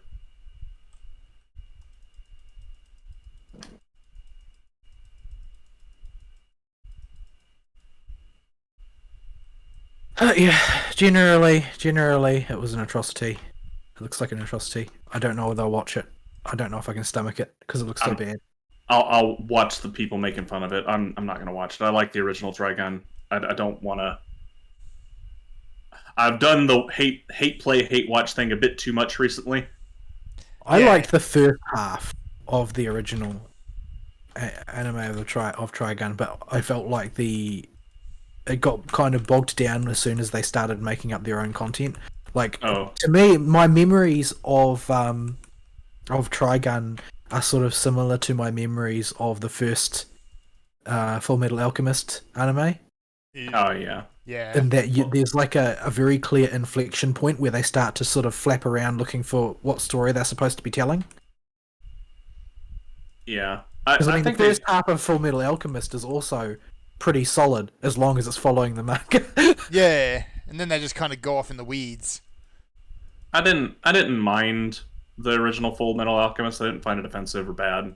I just like Brotherhood so much better. Yeah, it was okay. It's not really that it's bad in the conventional sense. Like, it sort of trips over its own feet narratively in a few places because it doesn't really know what it's doing. Like, the grand plan is not there. They've grafted a new grand plan onto the end of the material the author had originally written.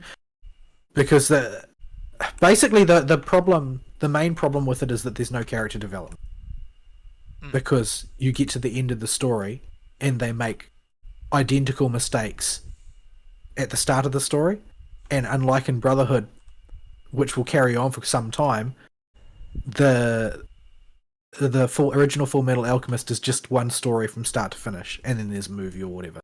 But you know, they get to their final scenes of the series, and it's just, so basically what we're showing is that they haven't learned a damn thing since the very start. Yep, They that's your haven't lot matured piss off. one iota. Yeah. So yeah, that's the problem is that not that there's no competence in the storytelling. The problem is that they don't have a destination because the destination is cut off by the lack of an author who is sort of like writing something contiguous with the rest of the plot. My queued is for Patriot games, by the way, so after these Antlions die, we can jump in. Oh, cool. Yeah, These I things don't are know. hard, by the way, so be careful. I'll probably pick out a bunch of stuff this season, as far as the anime is concerned, but I think it might be over for anime, generally speaking. Certainly seasonal anime. Yeah. I can't do it. I can't do it. At least But you'll I will embrace this certainly- isekai, right? I'll certainly watch all of the Fate anime that comes out. I watched also last night. I watched what was it called? Patriot games. I watched Fujimaru Retsuka Doesn't Get It, which is What? an FGO short. Okay. It's about less than 10 minutes long or something. But it's just basically a set of gags based around Retsuka being basically like a gacha player rather than the in-universe protagonist. I mean, he is the in-universe protagonist, but like he does things like solve all of his problems by trying to take a berserker, and then continues this behavior when he's going to face off against Abby, and it doesn't work for him. So Gudiko, push the character swap button in my room. Gudiko has a very different character. Gudiko is definitely malevolent. This version of Retsuka is just an idiot. Oh, I see. Oh, by the way, y'all are all gonna die. Oh, okay. Is this the one that shoots lasers from the sides? This is the one that routinely yeah, and this is the Because one that I have never heard that explained in a coherent fashion. I've seen many explanations for it, and none of them make any sense. Oh, I forget the number of lights, but what wipes people is the mines. Like the lasers will kill people, but the mines will absolutely wipe the group. And I'm I gonna don't think I've ever lived long enough to die to a mine before. Okay. a tank needs to handle them, and a tank that knows how to handle them needs to handle them. So if he's channeling on a thing and it has 2, it's going to shoot. And I think where it shoots matters because it adds to the amount channeled. Okay, yeah. So that one's not going to shoot. So over here is safe. I don't understand. The explanation made no sense to me at all. I'm trying to remember. Okay, see the little battery indicators over the middle turpet? Oh, hang on, I gotta do this right. We get this one? I got that one. I see, yeah. Once both battery indicators are lit up, that's when they shoot. Yeah, when he shoots a laser beam at one of them, it will activate a battery indicator, and I think this does too. And you need but you can't see them when he's throwing AoEs. Okay, that doesn't turn them on. That's just there to stop you from triggering the mines early. But we already popped them, so we're okay. So he's going to add 2 battery indicators to that blank one over there, 1 to this one right here, and 1 to the one that he's to our northeast. Yeah, so you want to be over here. Yeah, so you want to find the quadrant that is going to be safe by having one of the things not shoot because its battery indicator won't be at 2. I've been handling all the mines so far. So is this southwestern corner guaranteed to be safe then? No, he can channel 2 lasers into the same one every when he does it. Does he always channel 2? No, he can channel 1 or 2 to increase the battery indicator by 1 or 2. So that blank one down in the southwestern corner got hit by 2 lasers in that charge, so it got 2 battery charges, so it fired. I wondered why there was conspicuously a safe spot where there really shouldn't be. Yeah. I'm just looking for mines, because if the lasers aren't if hard I to don't figure handle out them, once we you get wipe. the hang of it. It's not a question of it being hard, it's a question of nobody being competent at explaining things. Yeah. There are no mechanics outside of Savage that are hard in this game. None. No. The problem is that some people suck at explaining things. Alright, I got him. Oh, crap. Did you just get got? No, I'm about to get got. That's okay. You should fall over in a sec. I'm a tank. You're a tank, you're a tank, you're a tank. Tank. Get him, robot. I have another tank that's helping me with the mines now, so we're golden. Oh, I'm gonna get got again. Oh, the boss got he got. died. I went to the wrong side.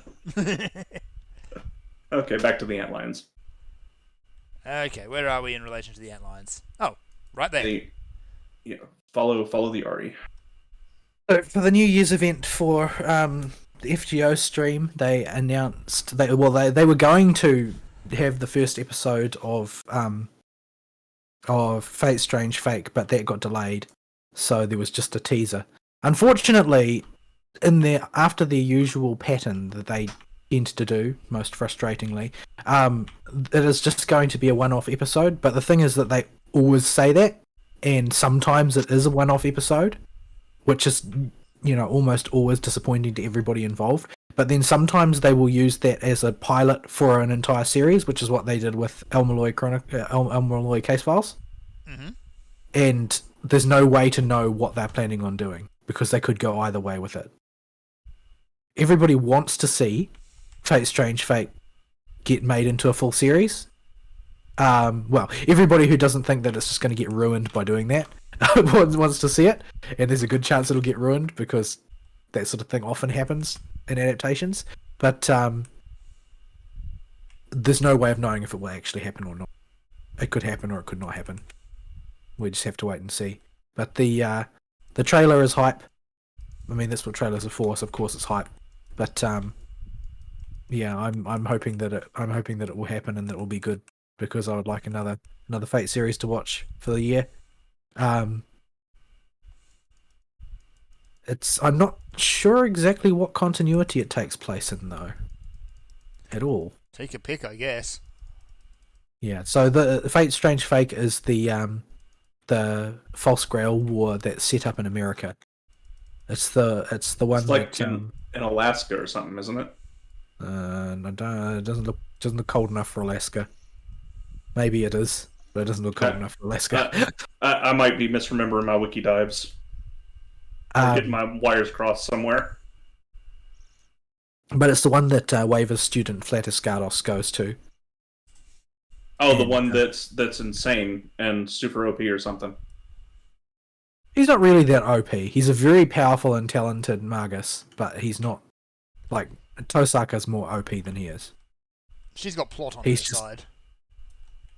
He's just no Tosaka is powerful by definition. Like she is of a storied lineage with a long history in the Mages Association and was born with exceptional talents in addition to all of that, and has been trained her entire life to be a Magus. Like she's powerful because she is supposed to be the very image of a Magus prodigy. She's not coincidentally powerful the way Shiro is. I think also, Fern, she's not so much powerful because of the plot as much as her thighs. I mean, those are powerful thighs. The absolute territory is a thing. She is the poster child for thigh highs. She could be our clan's mascot in Pinecone. She could be. Now Vol's going to campaign for this.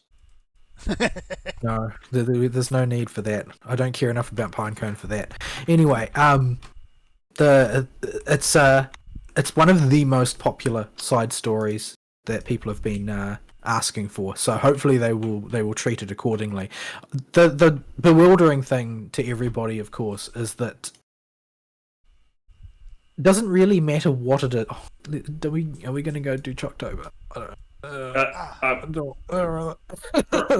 Fern, because you have the double metal buff, we will eat the deaths for you. However, that means this next Antlion pack is getting abandoned, and I'm going back to base to go get Reflect. Okay. I'm not going to bother. I'm just going to die and lie dead. You're about to experience the hunt for Red Choctober. It involves red chocobos, I assume. Yes. It involves one.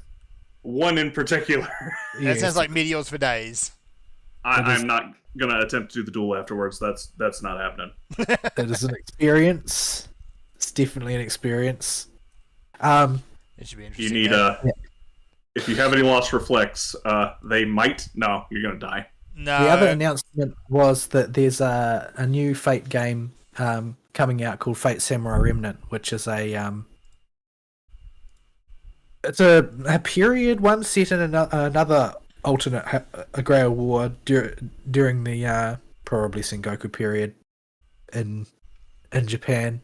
Nothing is really known about the story. It's a Koei Tecmo game, so it's probably going to be a reasonably generic hack and slasher anime game. Maybe a Muso is too much to hope for. I love me some Muso. I do love some Muso.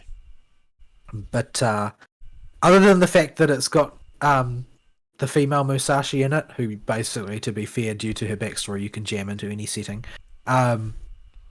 Nobody really knows anything about it at this stage. The characters are not clear, the story is not clear, but they've just posted a teaser for it, so that's all that there is on that. But yeah, I don't really have much else to talk about, or more to the point, I don't remember what it is that I was going to talk about right now. So all right, well, yeah, we'll just pass it on to Ari. Let's do Red Choctober, and then we'll take a break. Okay. Yeah. This sounds like it could be a thing. I could try to explain all the mechanics to both of you, but there are too many pattern variations to adequately do, and you're just going to die. Yeah, there's not really much helping it. Like, I'm not expecting to survive. I've survived it before a few times, but I had to get very good at this thing. Down to luck for me. I'm still going to get a Vuln Stacker 5 because of so many people. I would never do a serious duel attempt with this many people here, because just... You want to do it at 3 in the morning, ideally. Yeah, you do not want people in this CE at all. You want to solo it if at all possible, because other people will get you hit. Yeesh. Because the part of the mechanics are, in addition to the mechanic, the chocobo will target random people to drop meat eaters on them with no indicator other than an AoE marker suddenly appearing underneath them. Oh, that sounds pleasant. And if I get the stack up marker, don't stack with me. I'll reflect it. So the way this plays out is it doesn't matter how well you do the mechanics with this many people, and the number appears to be totally random, how many he drops out. I have no idea if there's a pattern to it. Alright. You just gotta hope that it will be over soon, basically. I will attempt to do this. I'm going to just spam reflect in sequence on all of us and hope it's enough to chain reflect all of these. Oh no, Fern. I missed you. That's fine. I was in a safe fish spot.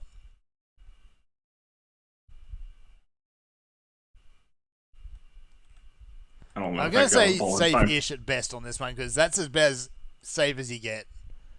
Yeah. That was nuts. You will notice all the people that are falling over already. Yeah. And that was the easiest one. That one wasn't hard. It was just follow the pattern around the edge. Now we get charging chocobos. Yay!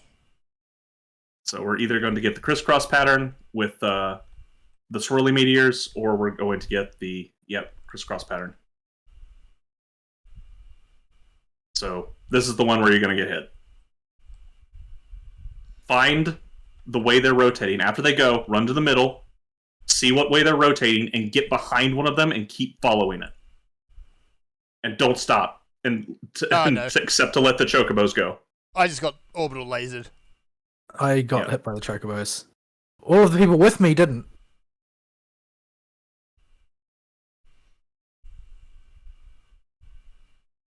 I'm not sure how you're supposed to avoid those orbital lasers. That is people dropping them on you. That's what I was talking about. Ah. When I said other people will get you killed, that's what I meant. That's what that was then. Yeah, I was fortunate and they went after you guys instead. I still don't have any bone stacks. We'll see how long that lasts. I've significantly decreased in metal since we came here. That's okay. 5 minutes in Zadnor, we can fix it. Okay, this one, you want to stand as far to the side of the chocobos as possible. Right in front of the exaflare. Otherwise that happens. I see. So yeah, exaflare, and then you duck into the middle, and then run. Oh, jeez. Okay, never mind then. That wasn't nearly straightforward. That was chaos. Yeah, no. I got killed by the tower. That's how little health I had. Okay, and now it's randomized order on what he does. Oh wow. Yeah, this was almost as hard as learning Lion the first time. I'm not doing the Lion fight. Fuck that. I do not remember it. Okay, is that guy going to reflect it? Is that why he's running away? There's a solitary Lalafell over there. Go, little Lala. Oh no, Lala's going to get smushed. You might have reflect up. Like, I'm standing in the middle to maximize the damage I'm doing to it. Give me, little Lala. I need to target you. I want to reflect. I want to reflect your thing. Oh, he's a tank, so he's fine anyway. He's got 3 Vuln stacks. He can't afford to be hit.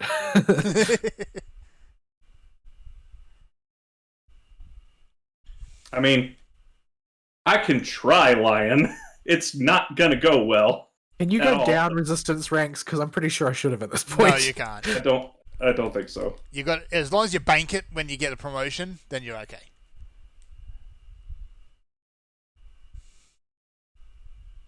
Okay, start on the outside. I'm by myself. That's good. I'm not by myself anymore. That's bad.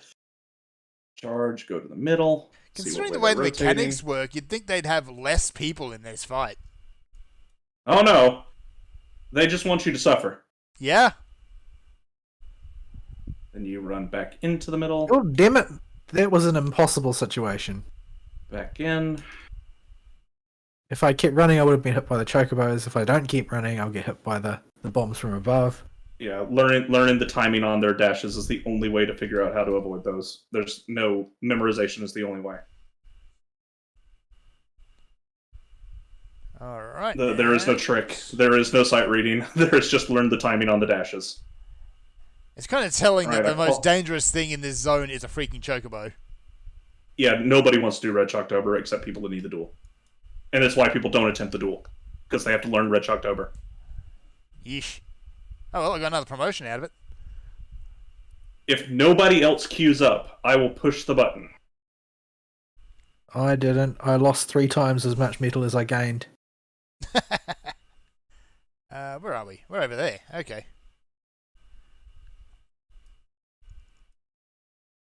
All right. So I am going to. I'm giving it a shot.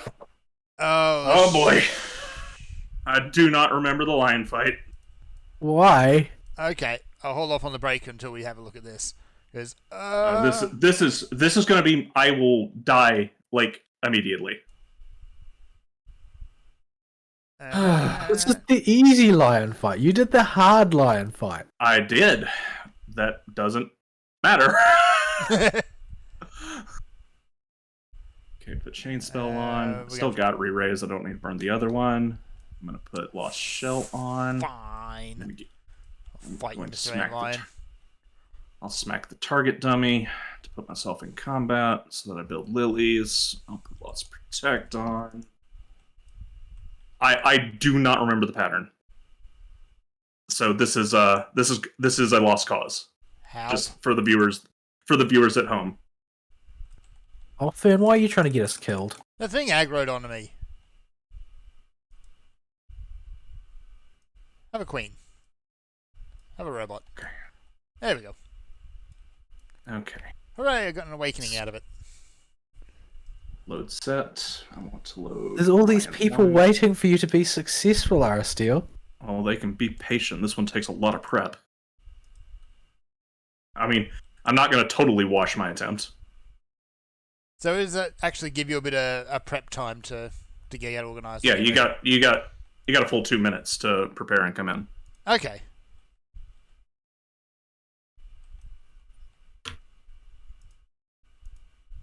Ah, why? There's a Hroth guy here dressed like Alice in Wonderland. He's got the little blue dress and everything.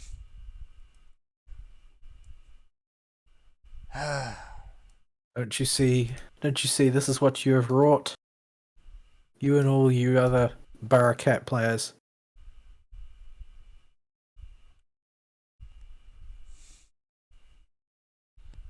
Alright. You got the lion. Okay, here we go. Dia. Chain spell. Swap chain spell. When he runs. Hold the dispel. That's fine. That's Raging Winds.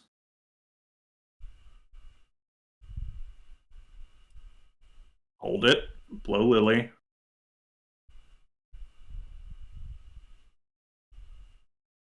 Heart of Nature number 1. Inside. Sprint. Swap Dispel for Seraph Strike. Chain Spell again.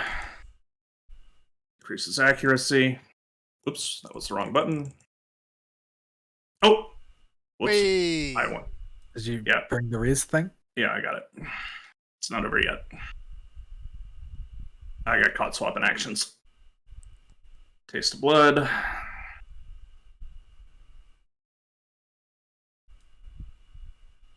Oh shit.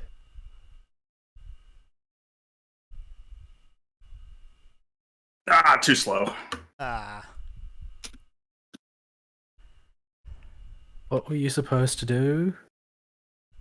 I needed to put Mana Wall on and Mana Wallet.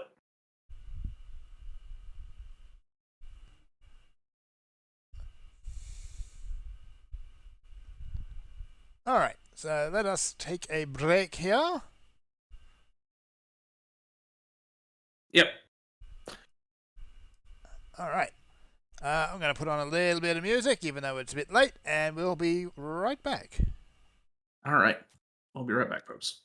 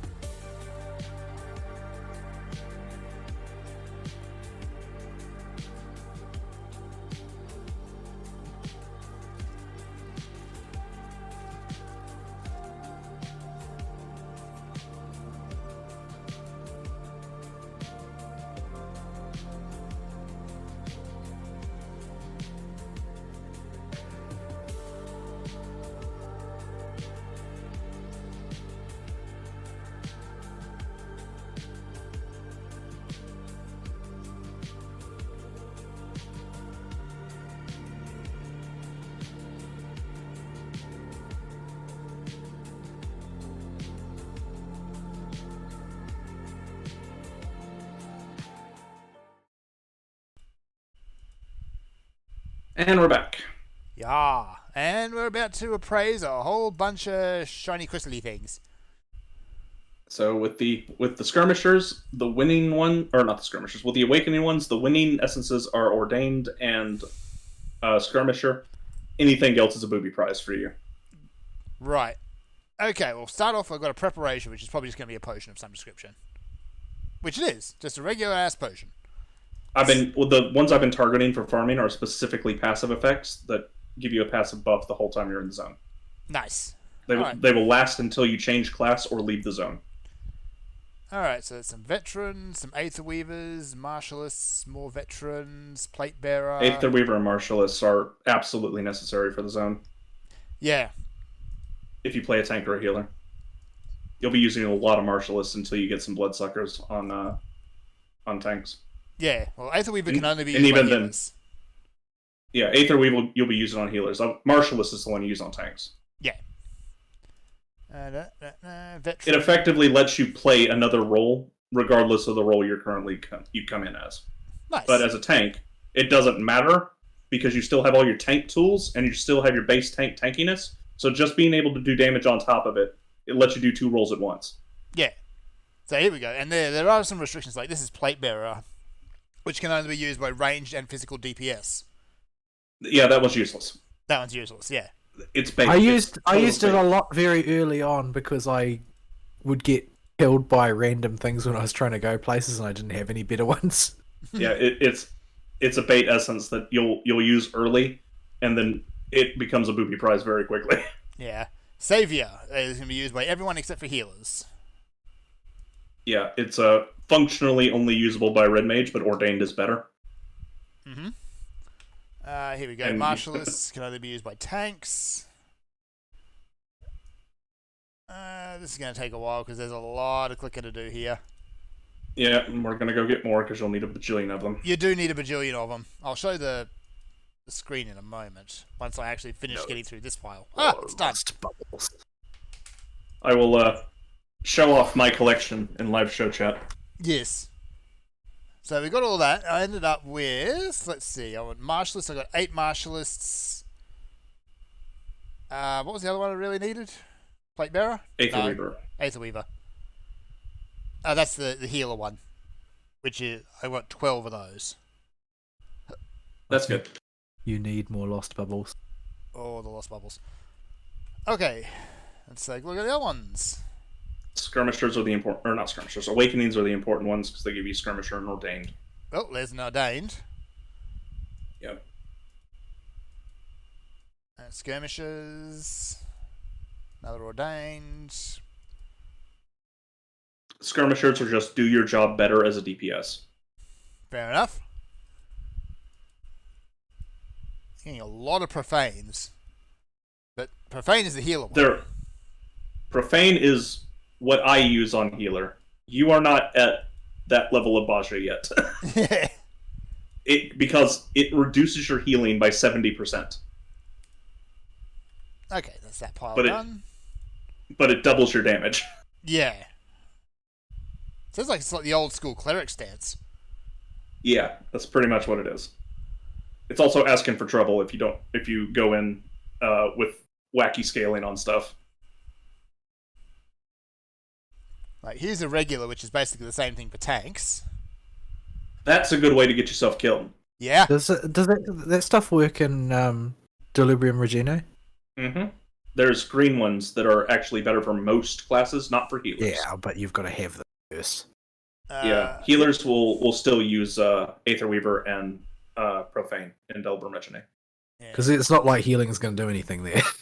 Yeah, so the green essence that jacks your healing through the roof, we don't care. Right, We just want to do damage. Guardian is basically be better tank. It is completely useless. Yeah, it's only 30% extra defense. I've got Because buttons the that do thing, that. it's a problem with tank design generally in MMOs is that provided that there is no hit that kills you, you don't need to be any better at tanking. Yeah. Like it made sense in like early Burning Crusade, for instance, being really really good at tanking mattered because you are basically racing your healer's mana pools emptying out in early Burning Crusade. Yeah. So taking less damage was really important. But the way most healing and damage models are constructed in MMOs, including FF14 and World of Warcraft, I think, these days, is provided that there is no single hit that will kill you, you don't need to be any tankier than that. Yeah, if you can live with 1 HP, all the rest of your stats should be going to damage. Yep. So I think I we'll go ended up get with- more skirmishers. We Yeah. got Furlong that just popped. I queued us for that, so we'll do that while I'm going through my week. Yeah. You can take a gander if you want at the live show chat to see my collection, which I'm showing off, just to show that I've spent way too much effing time in this zone. Yes. They're Yeah. like a joke, that song about it. Probably. About So, how you need to do damage as a healer. what do you do when the party's full health? What do you do when the party's full health? That one? Yeah, that one. Yeah, that one. DPS the bad guy. No, I don't bring you a sub. Okay, go look up the Jokehead song. Yeah, I think you might have to link that one. I'll dig it up. It's a pretty good way of telling you how to play your heal properly. CE's up, y'all can jump in. Oh, yep, we should do that. You want to be in the blue circle while you have the Doom debuff. If you're not in the blue circle when you have the Doom debuff, you're going to die. Oh, you're gonna die anyway. Bad things will happen. What is that? So yeah, that is a handyman or a clawy man. Hims or chlories. You got lots of chlories. So yeah. You stare at the hand and you scream at it, demanding to know why it won't move. Because it was moving just a second ago and now it's not. So, Vol, did you remember anything else for your week while we went on break? No, I was too busy going to the bathroom. I don't have much else to talk about, which makes it sound really boring, and maybe from a certain point of view it was, but honestly, I just needed the rest. I'm hoping that I'll be able to knock things into shape at this point, so that I can take a real holiday at some point in the near future. Well, when I say near future for me comprises any time within the next 12 months, to be honest. But Yeah. What is this I holiday have- of which you speak? because there have been people who have returned to my place of work when they heard that I was succeeding the previous lab manager, I now am less anxious that I'm going to have no decent staff to work with. What, these people actually came back to you? Yes, they specifically? came back because they heard I was taking over. Ah, that's what you want. Because a lot of the reason that people had been leaving was that they were dissatisfied with the previous management. He honestly sounded like a right boob, to be honest. Thing is that he wasn't like, you know, one of those. Oh, I didn't see that. Oh. He wasn't one of those people who's aggressively bad. He was just like, his priorities were not even in the general vicinity of doing a good job. Hmm. Like, it was always, his priority was always to do a good enough job that the place wouldn't stop working immediately. And no more. Yeah, it was always about the minimum possible work that could be done, and so that's just not that will work in the short term, and it won't work at all in the long term. It's like every problem was to be either swept under the rug, and if you can't sweep it under the rug, then band-aid it. Hmm. Not a good way to run a business. So, the way these hands work, by the way, if you're targeted by a hand, if you're looking at it, you'll stop it from moving, and if you're looking away from it, it'll move towards you slowly until its timer wears out, and then it just charges you regardless. How many of these stacks can I take? I think 2. The second one's going to kill you. And then, why do I have aggro? Why am I tanking? Why are you tanking? Because you're a tank, you're a tank, you're a tank, you're a tank. Oh, I left tank stance on. That's why I'm tanking. That'll do it. I don't want to check the cheater meter. But yeah, and you want to freeze them once they get in the middle. Right. There's a body language read on that one, isn't there? You have to be standing on top of him. If you're not, you can't dodge it. Oh, Yeah, you gotta be right on his little hit circle. on his butt. Yeah, I screwed that one up too. I got the hit. Hands. Oh goodness. Okay, that's that way. Thing always reminds me of those things from Fallout. Hmm. The whatchamacallit, Death Claws.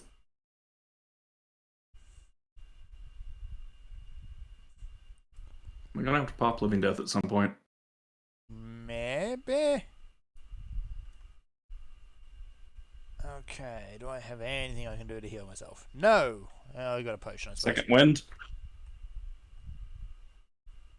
Get that Are there second any wind. healers standing at all?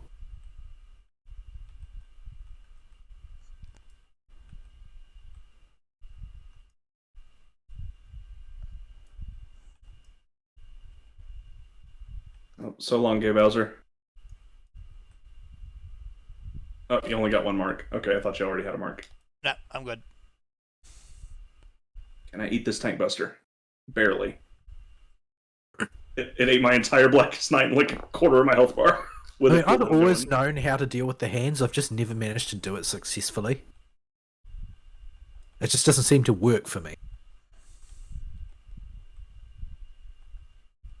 Either it will tag me with a debuff when it's miles away from me, and then die afterward, or it will be in the circle, obviously, just not die when the explosion goes off, and then tag me with a debuff. Like, it just doesn't. The mechanic functionally does not operate for me. Yeah, I am unfortunately having to focus on keeping myself alive and tanking the boss and doing damage because everybody's dead. So I'm having trouble doing my week at the same time. But oh, there's Yoko Taro over there, dead on the ground. Oh. That's right. There are healers up. They just aren't doing anything. Why are you bad healers? It's like just res one other healer. No, he's dead now. That might end up being a wipe then. No, I can Not solo even- it. Not even trying. Good grief. It will be here a while, but I can solo this. Oh my goodness, I just looked at the cheater meter. I shouldn't have did that. It's bad. Well, most of the party's been lying on the ground the entire fight. I don't know what you're expecting from them. This is going terribly bad. I can solo it. We're Alright, just then. going to be here a while. I Get can see- comfortable. There is a scholar. Or is Yeah, oh, but no, is he going to do anything, or is he going to sit around like an idiot? no, that's a summoner. But summoner is rezzing. Or at least was rezzing. Well, he kind of threw bubbles everywhere.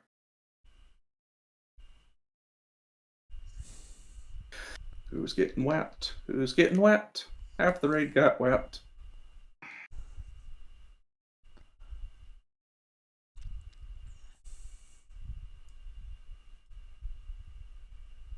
Boogada boogada. Oh no.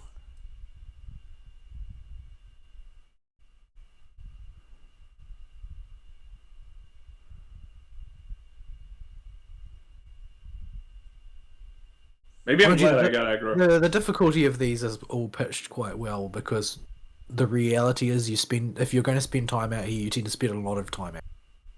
So even though the fights are unreasonably difficult at first blush, the amount of time you spend here will make them easy enough to do. Yeah. Yeah, you'll eventually be able to do them all by memory. Even if I don't remember the specifics of any given fight, I still will just it will come back to me if I just keep going hard enough. All right, do you want more fragments or do you want more clusters? Well, I got the mount speed. That was the big thing I wanted from clusters at the moment. So probably Back to fragments. the More Antlions. Christmas until Zednor. Yeah, so back to the Antlands it is, once y'all finally get a healer to res you, or do you need me to come back and use Phoenixes on you? No, there's that's- some people healing. There we go. The scholar called Yoko Taro is rezzing. Oh, I'm gonna come back wrong. Yeah, most likely. Every time he reses somebody in his stories, it's not a good thing for the person that got resed. No, They, no, it they is always not. come back wrong or not at all, and it's actually somebody else now. Well, that's what happened to what happened to Emil. Sort of. He didn't really die, I guess. It's a trope he's rather fond of. Why is there So just while a y'all random are on your way cactuar down over the here? Antlions. Oh yeah, the Cactuars. Yeah, it's just random cactuar. Yeah, they hang out there. They're not worth anything. They don't drop stuff as consistently as the Antlions, so we're killing the Antlions. That's one of the major breaks with Final Fantasy and FF14 is that Cactuars aren't worth shit in this game compared to every other Final Fantasy on Earth. Like, yeah, usually you beat them up for money. If you can beat them up quick enough before they 1,000 needles your face off. Well, sometimes it's money, sometimes it's something else. Yeah. Like in 8, it was the best way to skill up your GFs, I think. Yep. And even there, they Yeah, 1,000 they- needles your face off. Oh yeah, they always did that. Yep. Right. So, I did have weeks. For Christmas, it was a fairly normal Christmas. I was pestered to death by my family. What do you want for Christmas? What do you want for Christmas? I didn't want anything, really. But I had to come up with something and told them they could all just pool their money and get me a Steam Deck. So I have a Steam Deck now.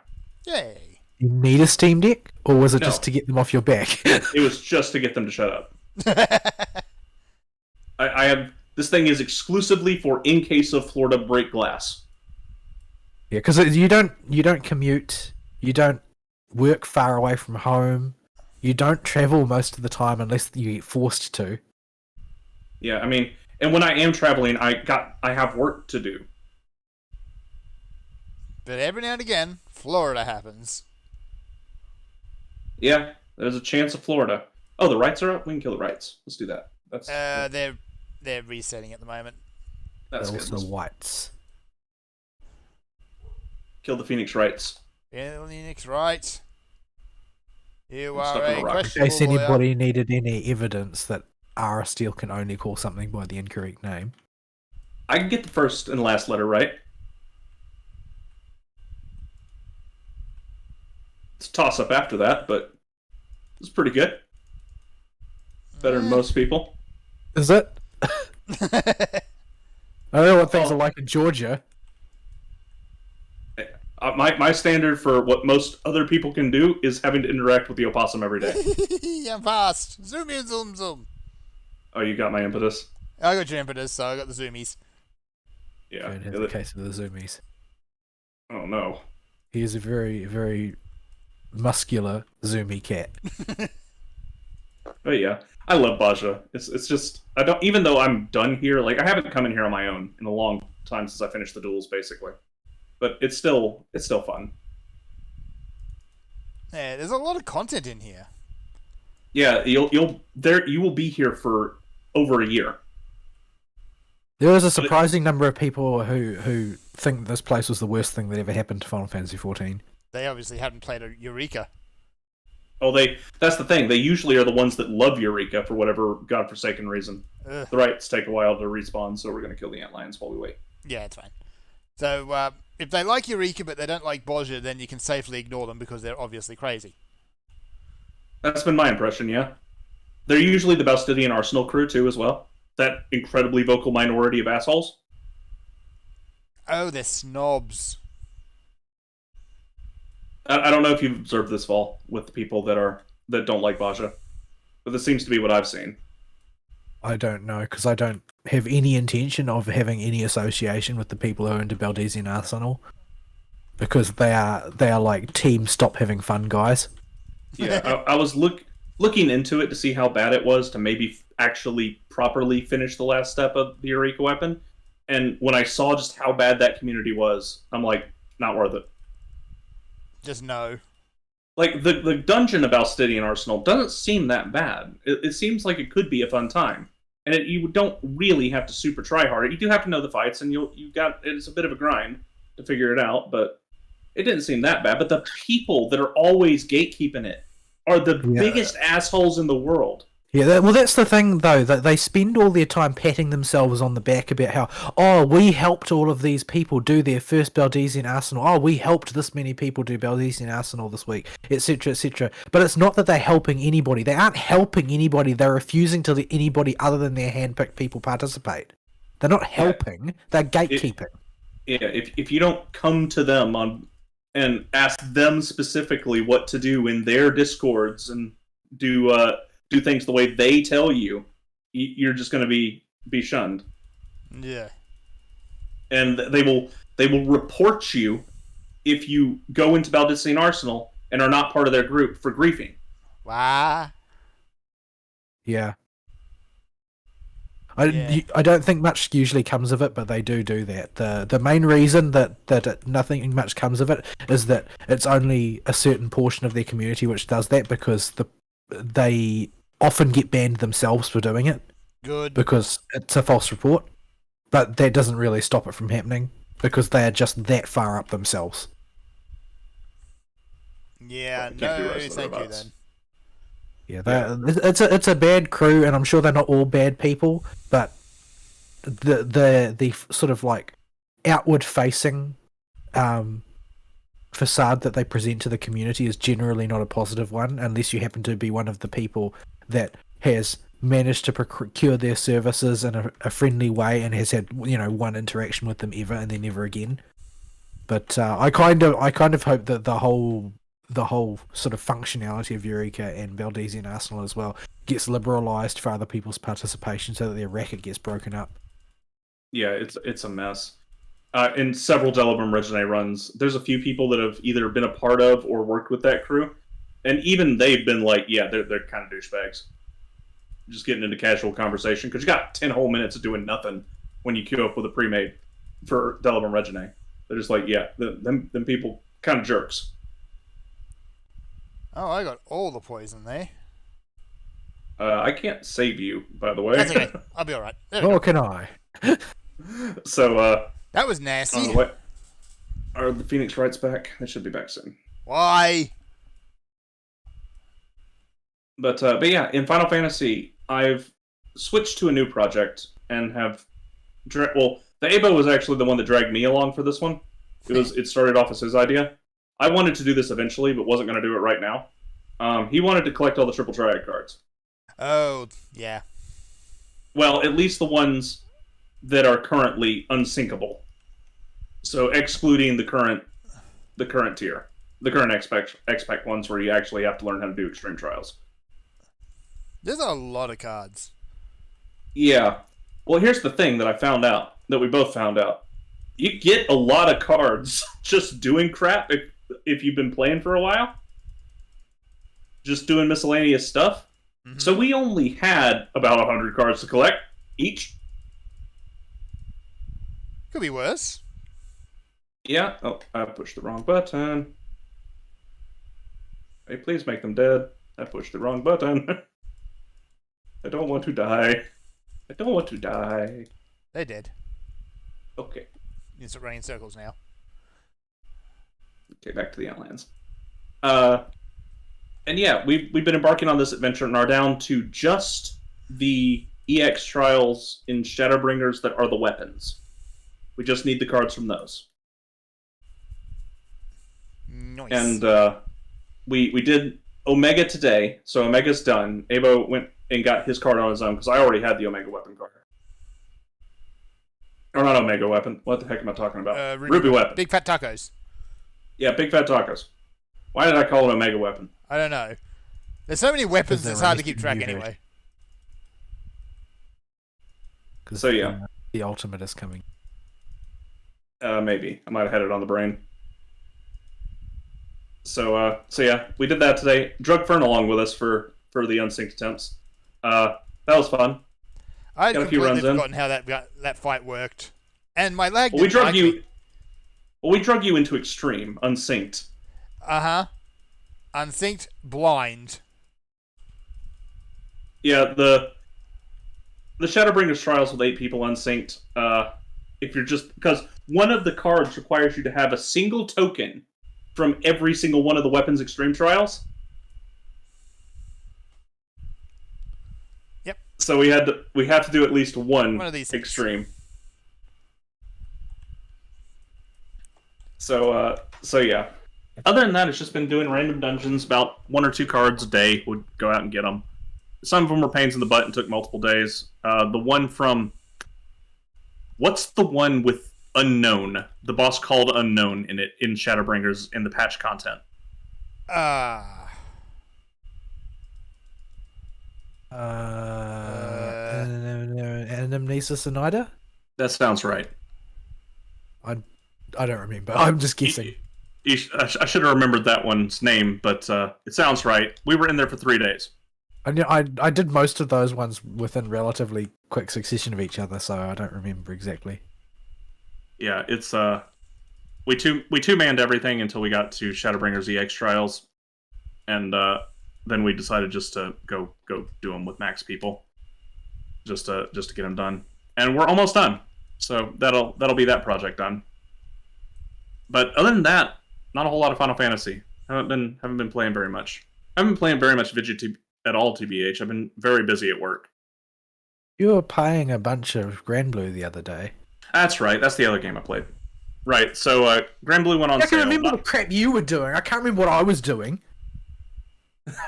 So, whoops, my Lost Rampage ran out of charges. I gotta put a new one on.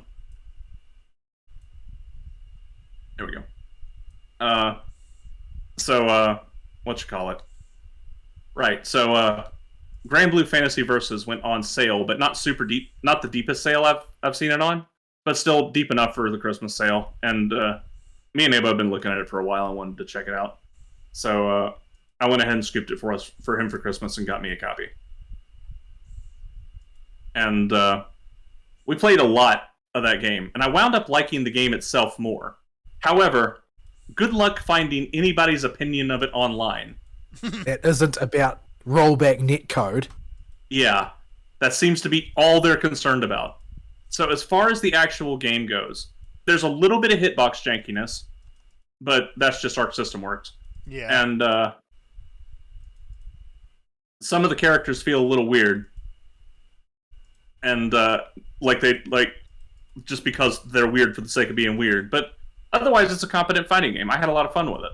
I played Ewell eventually and settled on her as my main and Narmaya as my alt. I never bought it. I thought about buying it a few times, but I didn't really want to go to the effort of learning a fighting game, especially since I didn't know how complex it was, and I was afraid that it might turn out to be more of a Guilty Gear than a BlazBlue. So it is definitely more. It's even more casual than BlazBlue. It's probably the most casual, friendly fighting game Arc System Works has ever put out. More than Crosstag? Yeah. Wow. In addition to auto combos, we have a mechanic called the Quick Skill System, where instead of spending meter on EX skills, all skills go on cooldown if you use them. If you do a normal input, the cooldown is relatively short. But there's an extended cooldown if you just press the right bumper and a direction on the D-pad to do quick skills. Quick special skills if you're not comfortable. And this works with everything in every type of character, including things like the grappler character. So you don't got to do your 360s and 720 motions. I see. So you can hold a direction on the D-pad and press right bumper to do any skill you want. Yeah, my favorite character was Vera, and she was DLC, so I just never bothered.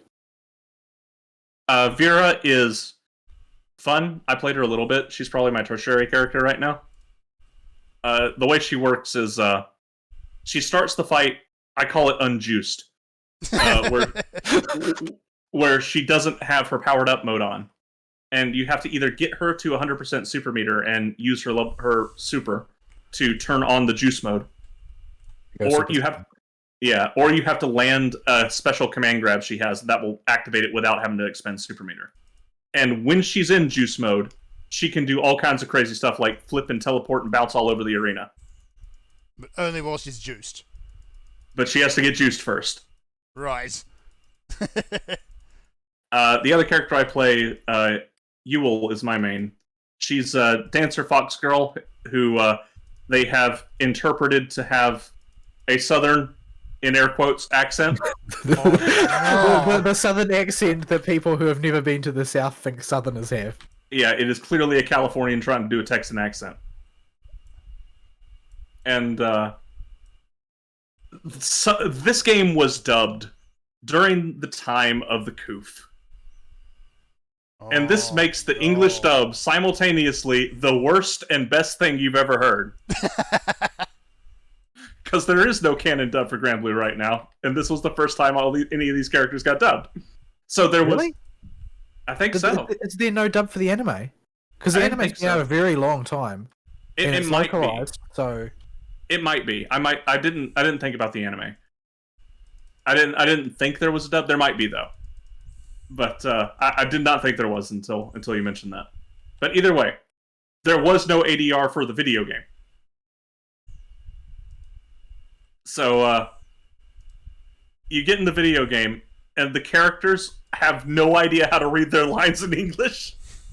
So you get some of them are fairly universal. Like you will just goes razzle dazzle when she does her DP and stuff, and which at the end apparently is madness inducing. Yes, drives Zabo nuts. Oh no! All the razzle He dazzle. hates. Are you sure that this was not involved in your motivation for making her your primary? It was not a conscious motivation, but it would be a lie to say it's probably not a subconscious motivation. So I intentionally kept the English dub on because it drove him nuts, probably. And in the end of the fight, she says weird Southern isms that aren't real, like, "Girl, you got me huffing." Huffing, eh? Yeah, and she'll say in a slurred Southern accent, "You gotta try this," while she's munching on food.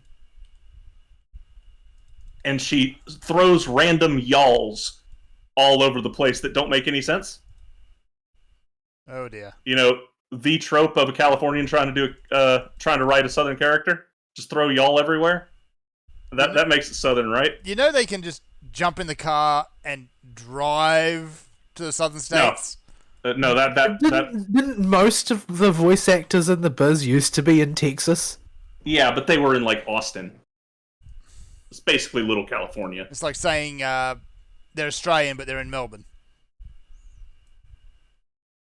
People in Melbourne still have Australian accents. Otherwise, Hachima wouldn't sound the way she does. Allegedly Australian accents. So, there's the rights. Oh, there they are. You did it again. I'm gonna keep doing it now. Yeah. I'm not sure what I expected, honestly.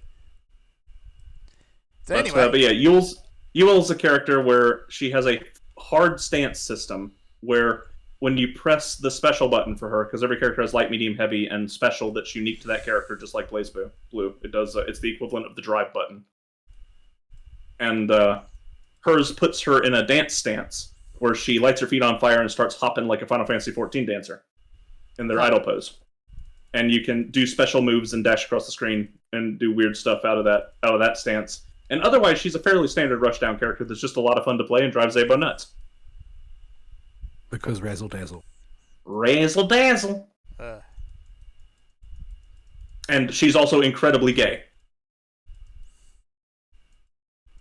I did not know this, but she has a partner in the Granblue verse, as I'm not sure what their actual relationship is, but it is very suggestive anytime she has to talk to Societte. And because it's Southern, they have to pronounce Societte's name. Hey, Societte! Who is a white fox girl. In fact, this is a running theme that I didn't know about Granblue. All the girls are either gay or insane. Or both? Or Narmaya. Both. Yes. Or they're Narmaya, who just falls asleep all the time. She's a narcoleptic. Fairy's not insane. Does that mean she's gay? Fairy's dead. Well, does that? Does it count if you're dead? Maybe. Considering how these universes tend to treat death, I don't know if she technically counts as dead or not. They were pretty ambiguous about that in the anime. But yeah, I had not watched the Grand Blue anime, so this led to me downloading the mobile game and doing a little bit of the story just to get some context for what the heck was going on. Grindblue.jpg is what's going on. So they had their free anniversary and New Year's event going on simultaneously.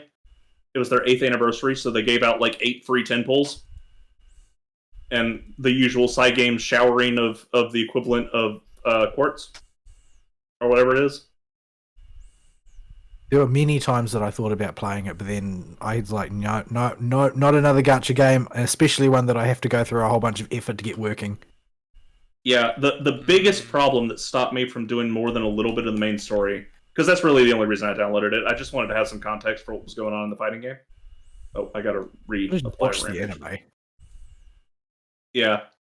Well, I forgot the anime existed, like, completely. I think the anime is actually really nicely animated. I don't know how true it is to the lore, but it's really well put together. Like, that was why I was not completely surprised at how good Princess Connect's anime was, because the Grand Blue one is really high production values for what it is. It's not as well written or as fun as Princess Connect, but it is still pretty solid. Yeah. So yeah, I just completely forgot the anime existed and wanted some context for what was going on. And the game does fine for that, but the biggest problem with it is the stupid interface, because it was built out of a browser app. Yep, it used to not be on mobile at all. It was originally just a browser game. Yeah, and they have tweaked the browser engine, even on PC, to fit more for the mobile experience to make them more homogeneous. And so now you have this weird half ground on both of the systems. Anybody who's ever used any kind of in-app browser in a mobile game knows what that's like. Yeah, it is. It never works. It is. Like the news pages in Pinecone or FGO, for instance. Oh, right, those are news pages. Because they always come up now blank for me. Now imagine the entire app is that. Yeah. It's a right UI mess. It just needs to be burned to the ground and start again. I get why they can't do that, but it would go a long way. And sometimes that's the easiest way to do it. That's the case with all like old gen gacha games, though. Like, it's the same with FGO, right? There's so many things about it that are super jank, but it's stuck. It's stuck in the past and it can't move forward because spaghetti code. Mm-hmm. Yep. So yeah, that's Grand Blue. I don't have many strong impressions of the story. It's not bad, but it's a fairly generic. You are the hero, and you happen to bump into this mystical girl, and she ties her life force to you to save your life because you protected her, and now you're going on adventures. She's a cross between MASH and Yuna. Yeah, you go on adventures to save the Skydom. And it's got an interesting universe. Things. For some reason. I also didn't really understand how that made sense. It was clearly one of those things that was a game mechanic that they needed to write story for. In the game, at least I'm not doing the abridged story. I'm watching it in full in the game as I very slowly go through it. It's she actually says outright, "That wasn't me that summoned Bahamut. That was you. I gave you the juice for it, but that was all you." Yeah, but it doesn't happen without her, so she might as well be the one doing it. So I'm not. Gran and or Jita was not able to do that before, and then suddenly with Luria there now she can. So it's definitely her doing it. Yeah. So the fighting game has a one of the other reasons we were interested in is it has a semi-cooperative campaign where it has. You know how Arc System Works has drifted towards having big cinematic boss battles in fighting game style? Mm-hmm. No, well, they made a whole recent ones. Okay, well they've been doing that. Well, they made an entire campaign out of that. Not just all big cinematic boss fights? Well, there's trash fights that are done in the style of a beat 'em up using fighting game mechanics, which is pretty janky. But they do the big cinematic boss fights with special boss mechanics using a fighting game engine fairly competently, and you can do them with a friend online. I mean, as an incubator experiment, is one worth doing, I suppose. Yeah, it's not the worst thing in the world. It's not something I would. It's better than releasing another Street Fighter. Yeah, it's at least trying. And it was moderately fun. You do things like fight Proto Bahamut and all the primals, and what's his name? Beelzebub. We call him Bub. And is he like fangirl bait or something? Because he gets a lot of attention.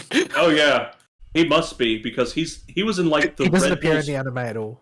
Yeah, he apparently shows up pretty late in the story, near the end of the first arc or something. But yeah, it's an interesting game. It's the characters all still fit into archetypes for fighting game characters and anime characters. There's not a whole lot special to mention about it, and I don't know how much more I'll play of it. But it was a good solid week of fun time I got out of it, of dumping time into the game. It has a gacha system in a fighting game, though. They somehow found a way to shoehorn that in there, where you can get weapon skins for the characters, and if you grind the story mode hard enough, you get tickets that you can spin the gacha with to get weapons and potentially get skins for the characters you use. Listen. Gacha is trauma. Like, I don't need gacha anywhere where it doesn't already exist. Like, it's bad civilization, okay? Thankfully, it's all cosmetic, and you can 100% ignore it. Yeah, And but you're not trauma, it's there, and I'll know that it's there. Yeah. So, my other biggest gripe with the fighting game is the localization of Ladiva. I know that the Japanese also pulls weird gendered pronoun crap with it, but it feels like the English localization goes out of their way with Ladiva to say she as much as humanly possible. Ladiva is the big, burly, draft muscle man wrestler. Yeah, they're trying to make a point, that's all. Yeah, it's there's a difference. There's a difference between like the sort of Okama thing and what the West interprets that as. They are not the same thing at all. Yeah, the Western localization team clearly went out of their way to add as many gendered pronouns to the dialogue as humanly possible. It's so obvious that they did. Make any conversation incredibly awkward. Yeah, like the thing with Ladiva is Ladiva's supposed to be quirky and weird. This isn't supposed to be normal, but all the line reads come off as just, oh yeah, that's normal. Nah. Although, considering everything else in the universe... Nah.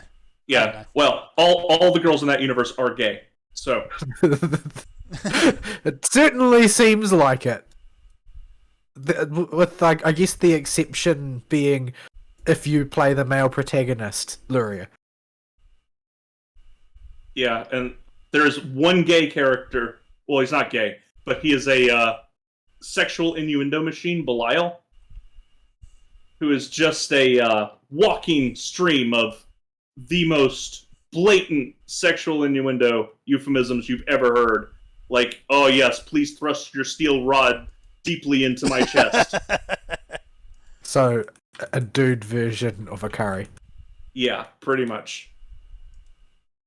Except it is 100% made apparent from the beginning that he knows what he's doing. He's a bridge Zarbon. Yeah. A bridge Zarbon is more subtle. Oh. I don't think Abridged Zarbon knew what he was doing at all. He does now. So yeah. That's Grand Blue Fantasy versus Pinecone's been Pinecone. I've just been Pineconing. I did clear up to the latest EX in Tower of Luna when I had a free day where I just wasn't doing anything. But that was more just me trying to find something to do. There wasn't a whole lot that went into it. Yeah. And that's about it for Pinecone. I did get back on FGO very briefly, as in to log on and collect everything in the present box, which I couldn't do because I don't have enough inventory space to collect all the embers in the second archive. Well, there's literally like 1,000 embers there. So I was like, oh, I'll just log on. I'll maybe do the prologue for Atlantis so I can be ready to go. And, I'll go through and get the present box cleaned out and clean up my inventory and make sure all that's all squared away so I don't have it hanging over my head when I finally sit down and do the story. Oh, I can't get all these embers. And I got Muramasa on a ticket. Although I hear he's pretty bad unless you can get him to, like, MP2. He's pretty decent. no matter what NP you've got him at. He's definitely one of those servants who is much better at NP2 than he is at NP1, but he's quite usable with just one copy of him. I'm just not that interested in having him because he's a Nicky boy. They didn't gender flip Muramasa? Shiro. Oh, okay. He's a pseudo servant. That's another all the more reason not to get him then because he's Shiro. I both. The love thing is that he doesn't have any. His predilections are the same as Shiro in that he has an unhealthy fascination with swords, but his personality is an old codger. He doesn't have to be the hero all the time. He's only interested in being the hero to the extent that will allow him to fondle an interesting sword. Right, you could have phrased that better. No, I think that's pretty accurate, actually. if you look at his lines regarding Ibuki Doji, he definitely is very, very interested in the sword. I see. And just the sword. Because in Type Moon, Ibuki Doji is the current owner of Kusanagi. Mm-hmm. And that's basically like the Muramasa's childhood dream is to get to touch that sword. Yeah. So yeah, that's the mobile game in front. Poked my head in a few indie games. I'm not sure I want to mention the one I poked at today because I'll get in trouble. Oh, it's that good, is it? No, it's not good. It's I don't know much about it. I only got to the part of Cult of the Lamb where you make followers. Oh, yeah. And Kanye had some influence on my naming scheme. Why would you do this? Why would you do this? Fern's gonna shoot you into space. Watch what you say. But yeah, there's that one. I booted up Dead Cells again just to have something that was easy to play on the Steam Deck. Oh yeah, now I remember it, and I hate myself. Yeah. So didn't make very much progress in Dead Cells. It's after 6 a.m. The rights are gone. Oh, yep. So how many awakenings you at, Fern? I am at, let's see, 80 awakenings, 98 cares. Good. We will continue. You got so many more than me. quite a decent pile of stuff. Oh, yeah, you have way more awakenings than I do. That's weird. I'm not going to question why, because it's a good thing, but yeah, it's kind of weird. Yeah. So yeah, that's that one. What else? Probably should go get you some more skills since we've got plenty of awakenings to get you a jump start. Yeah. But yeah, I just haven't. I've kind of been doing what I can in my free time to take it easy and not really focus on anything in particular. Bounce around to miscellaneous games, try out a few things. A few of the Christmas gifts that people have got me, just poke at them, figure out which one I want to try. My brother got me the FF7 remake for Christmas, and I've been wanting to play that, but I haven't really been able to block out the time to sit down and play a JRPG because it tends to be rather demanding on your time. Yeah. Especially something like Final Fantasy, where it's going to be a massive game. I think the 7 remake is shorter, at least in comparison. Well, it's not complete. It's also not complete. It's like Chapter 1. Okay. Vigil for the Lost is going to pop as soon as More Machine Now Than Man gets finished. One of my colleagues at work has been gushing about the Crisis Core remake. A lot of people have. Yeah, I like Crisis Core. It's I on didn't play it. It's on the look at it list.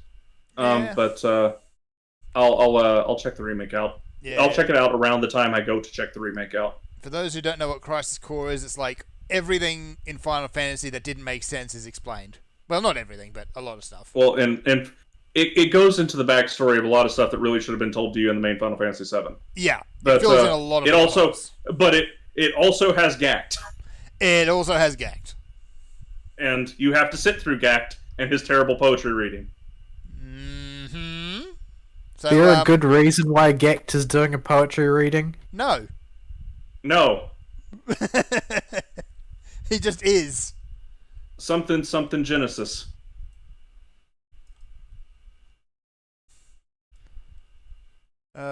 Dear. Honestly, To be for that... fair, Gact is basically a Nomura character. Oh, well, that was quick. Oh, it was already done when we got down here. Oh, I there's just still a wanted to couple of pop. Nimrods in there. Oh, that's just regular trash. We can pop them. Yeah, we should quick. quickly bop them. There we go. They are bopped. Yeah, Vigil for the Lost should pop in just a sec. There it is. I'm not going to do the duel again. I don't want to waste more duel materials. And we wouldn't get the full benefit of the buff anyway if I came in and soloed the duel. Because we don't have an hour left on the instance timer. Which means we've been in Baja for 2 hours. It does, doesn't it? So, yeah, this has been actually quite profitable, at least on my end of things. Yeah, this was the point. Pick a show and just come out here and get you stuff. Yeah. Next week... I wish I had somebody do this for me when I started. Yeah, it makes things so much easier.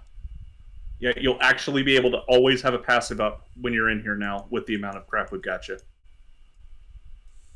So we'll do Vigil, and then we'll go Cracker Sacks. I've got over 100 lockboxes to open because I won the duel and got 99 of them. I only got 2. Sad. Although I have already cracked a bunch. I have 13. 13. Yeah. If you want to make money off of items that actually sell, learn how to do Gabriel and just come in here and murder him anytime he's up. And you have about 25% chance every time you kill him to get the mount from the boxes, and you can get multiple if you're really, really lucky, and that sells for like 500k a pop. Is his mount the... no, the field box mount. Yeah, Oh. well, I think it is that. Yeah. It's just from the field boxes out here, so you can get them from anything, but you get 99 boxes per duel. Also, the mount you can get from the clusters you can sell on the auction house too. Yeah, you can. I've sold quite a few of them. In fact, I'm 19 clusters short of buying another one to go sell. Nice. It's the calculator. It is the calculator. Which, that was an interesting fight. When I did that. I didn't get any of the math wrong because it's simple addition. As long as you remember what a prime number is, you're okay. You're good to go. But does it think one's a prime number? Apparently not. Yes. Well, it's not according to every mathematical definition. It's only people who are not mathematicians who think one should be a prime number. I'm not quite sure why this is the way it is. I think it was more or less an arbitrary decision. That because while one fulfills the requirements to be a prime number, it can't fulfill them separately, only together. And that's the reason why they declared it not a prime number, but I think it was a relatively arbitrary decision. And so you'll get a lot of people who dig their heels in and say, no, 1 is a prime number, but it's not an opinion held by anybody in mathematics, and people in mathematics are the only people who should care about prime numbers to begin with. Well, the important thing about prime numbers in Final Fantasy is, does the game care about if it's a prime number or not? Because you need to answer the question. Well, the thing is, 1 is not a prime number. It's not a prime number anywhere, because the definition of a prime is made by mathematicians, and they can also define 1 to not be a prime number if they want. That's the thing. So the question is irrelevant. There is nowhere that 1 is a prime number, so 1 is not a prime number in Final Fantasy. Yeah. So, yeah, 1 is not a prime number, and the amount of people who got that wrong... Mind you, there was also people who got basic addition wrong. If people did not meme on the fact that 1 is not a prime number, nobody would think that 1 is a prime number, because most people couldn't tell you what the definition of a prime number is. Beyond the grade school definition, anyway. Oh, it's just anything that can't be divided except by itself in 1, right? But the thing is, 1 can't be divided by itself and 1. It has to be 1 or the other, because it's both at the same time. And that's really the only distinction. I think that there's actually a sequences-based definition, which is much, much more complicated.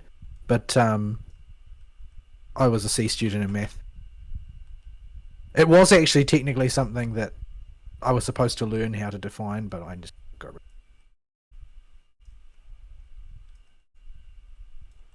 Oh, this is getting messy. I do not like this fight. No, sir, I do not. Okay, I think we're through it. No, you're about to die. How did you not take damage from that? I have no idea. I didn't take damage either. You keep telling me that I'm lucky, but It might be that these AoEs have a damage cap on, or a target cap on them, where it just says no to a certain number of people over the cap, Possibly. and won't hit that number of people. I couldn't tell you. Because whenever I do this place on Southern Front, this is a surprisingly poppin' night for Southern Front. I'll let somebody else have it this time. Hoppin', eh? Yeah. Gabriel always has a few people signing up. All right, let's go. Let's go. Well, actually, I am going to sign up. Yeah, no, what? You want the notoriety? I want the notoriety. I guarantee you, at least one of them 8 people didn't get picked last time. I think I could have qualified for that actually. Damn. Oh, you didn't. You got a stat. Nah. Boo. Yeah, that's all that matters is the number of bone stacks. Well, you can watch the dude fall over before we go. Run and do it. See if it's a real attempt or somebody going in there, and you'll get to see what happens when somebody doesn't know what they're doing. In that case, I need to get back over there.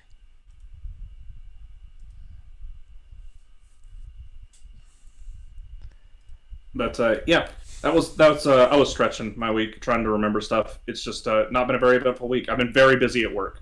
It's the post-holiday cooldown or in the pre-holiday cooldown that usually happens. The opposite has happened. It's just been non-stop and will not stop, and I have no time to breathe. This coming week, I think, is the old lab manager's last week on site. So after that, things are going to get really unpleasant because I start finding buried bodies. Yeah. You get to More of the open up things- the cupboards and see what skeletons lie within. Yeah, all the things that have been swept under the rug, all the things that he didn't tell me I needed to know. Mmm.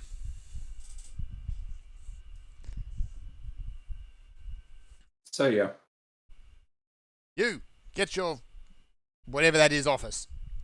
is Kamui off you? I have the Paladin Lion. I finally got it. Nice.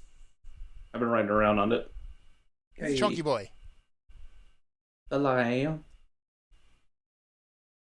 We have matching tails. He also has a very weird face. You do have a weird face. He's just smiling. Holy cow, it is a weird face. See? Kind of alarming, in fact. Yeah, I don't have the Paladin one. I've had the Warrior one for a very long time, but Yeah. I really need to go and start the quest line to get Gooey Boy as well. Oh, you're about to see somebody flare Star Cheese it, I think. This is the other way to do the duels really easy. It's cheese. If that's a red mage. Oh yeah, you're about to That's see a red some mage. serious cheese. You're about to see some serious cheese. And... Oh no, you're not. That's a lie. Oh. They're doing it. They're gonna try it legit. Oh boy. Can he do it? no, he can't. His health is going down very fast. He did not come in pre-buffed. He has lost Cure and Mana Wall with no DPS ups at all. He is running those things all over the place. Yeah, they stay there for a long time. Yeah, until a third set comes in. Well, I don't think he stacked them badly enough that it's going to cause a problem just yet. Yet. If he gets a bad tower, he's screwed. Yeah, well, I mean, them's the breaks. Probably should actually target that so I can actually see where the Cells bar is. There we go. Whee! No, he got no. He There he didn't goes. respect the extreme caution. Yep.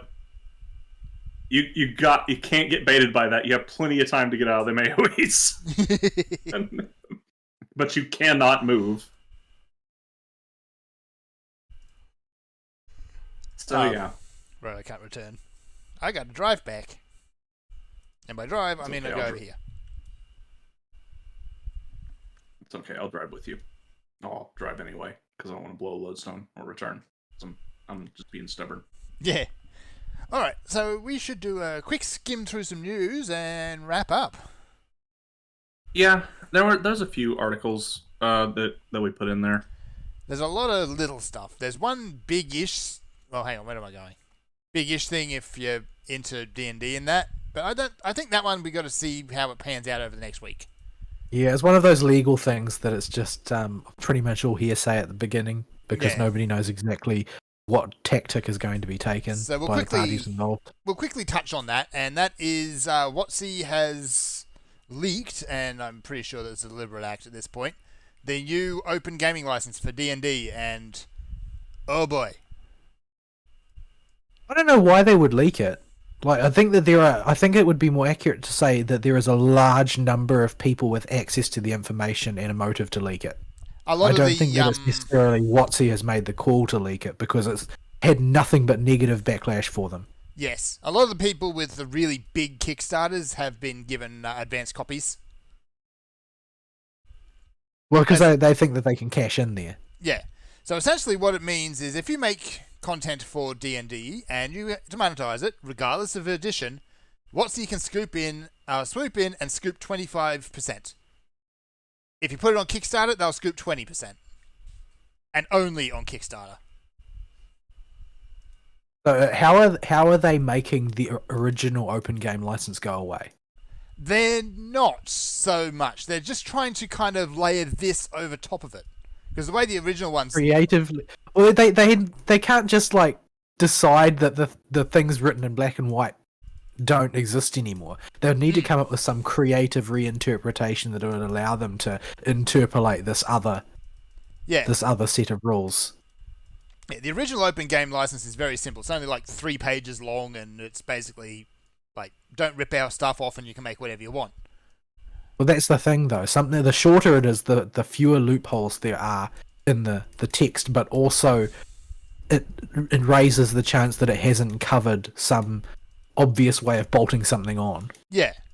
So, for contrast, the new one is 70-odd pages long. Well, it's not as long as the Omnibus Bill.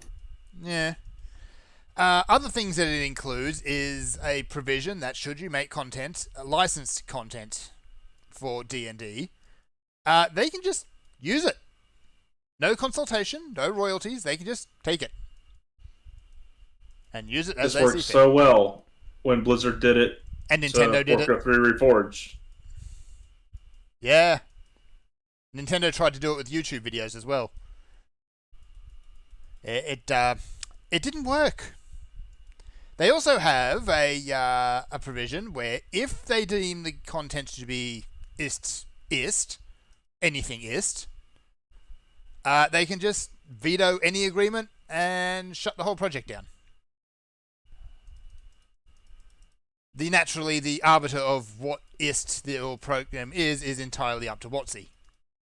Ooh, got him out. Nice. So yeah, those are the 3 of the big points, but there's a lot of other nasty little bits and pieces in there. And aside from a few shills and, Reddit mods, it's been universally torn apart. To the point that there's some big name YouTubers who've been making D&D content packing up, basically. They're going to jump ship. Well, that's not right. That's not like the D&D really has much left. Like there's not. D&D has become so sort of like grey paste and mainstreamed that there's not really much to get your teeth into anymore. Most of the people who are really, really hardcore into the D&D system of tabletop specifically have actually just retreated back to AD&D. A lot of them, or 3.5. Not even 3.5. Like 3.5 is on the wane compared to AD&D. AD&D is actually seeing a significant rise in participation at the moment. Yeah, because a lot of the 3.5 people have long since moved over to Pathfinder, which is like 3.5 at better. Pathfinder has basically replaced 3.5. Like the 3.5 was just a common point, but now 3.5 is sort of like, hazardous territory because people using 3.5 are doing so on the basis of the SRD, and they're going to be doing so like now in full view of whatever WotC is trying to pull. Yeah. So we'll see how this happens, because WotC has not put out a response, and it's been a few days actually. So they better get a move on. Yeah. I don't play much tabletop actively anymore, unfortunately, just because I don't go out as much and don't know Well, the same number of people I you used to. didn't play heavily rules-based systems to begin with. Yeah. Yeah. So, but even then, the people I would play with usually did or knew people that did, so I could parse them, but I don't have a thumb on. I don't have my thumb on the pulse. I've just not been very impressed with anything that I've seen of 5e. Obviously, I've never actually played 5e because I don't have anybody to play it with. But generally speaking, it just seems like a worse version of previous versions of D&D, excluding 4th edition, because 4th edition is bad. Yeah, I don't mind 5e, but it is definitely baby's first tabletop. I think it's a great... It's had too much stuff cut away, and it's like it's got sort of like the worst of both worlds of rules-based systems and storytelling-based systems, in that you've got these rules that sort of like they shackle the storytelling aspect of it, but they have got a very, I don't know, like the thing that I think seems to me characteristic of 5e is that nobody dies in 5e. Like the attitude is very strongly focused on discouraging any DM from allowing characters to die, because that might make somebody feel bad. Like it doesn't have a very strong sense of danger most of the time, and it requires the DM to step in and artificially bolt on danger, because the game is calibrated to win. There is no Tomb of Horrors for 5e. I think someone did, a third party did a homebrew adaptation. But Tomb of Horrors is designed to dick everyone over. Oh, it's always fun to at least just run an abridged version of Tomb of Horrors. Oh, yeah, and then show the group what it's actually like. Yeah, the original version is... Oh no. But the thing is that the original version is totally conquerable. It was designed to kill parties, it's true, but it was also not designed to be impossible. It is beatable. The clues are all there if you're willing to kind of turn your brain sideways a bit. You have to tilt it pretty dang sideways for a lot of them bubbles. It's almost completely backwards at some points. But the thing is, it's not supposed to be tackled by anybody other than like a veteran party that's already at max level or very close to it. So they're going to be loaded down with tricks and experience. Mm-hmm. I thought it was scaled for like level 12 or something like that. I think there's a couple of versions. But you're not supposed to throw it at people who are like level 12 on their first character. No. Yeah, not on their first character. Not on their first character. By the time you are doing Tomb of Horrors, you will be loaded with stuff. Like you won't have like world-shattering artifacts. Like nobody's going to run Tomb of Horrors on a party that has a wish granter or something like that. Yeah, a lot of people will just do one-off characters for it because they don't want to kill off their regular characters. Well, the thing is that the inception of the concept was not. You're not supposed to announce that it's the Tomb of Horrors. Yeah. Well, even if that wasn't the initial conception, announcing it now has such a... Tomb of Horrors has such name weight to it, doing it kind of kills the surprise, unless you're deliberately just trying to do a showcase of it.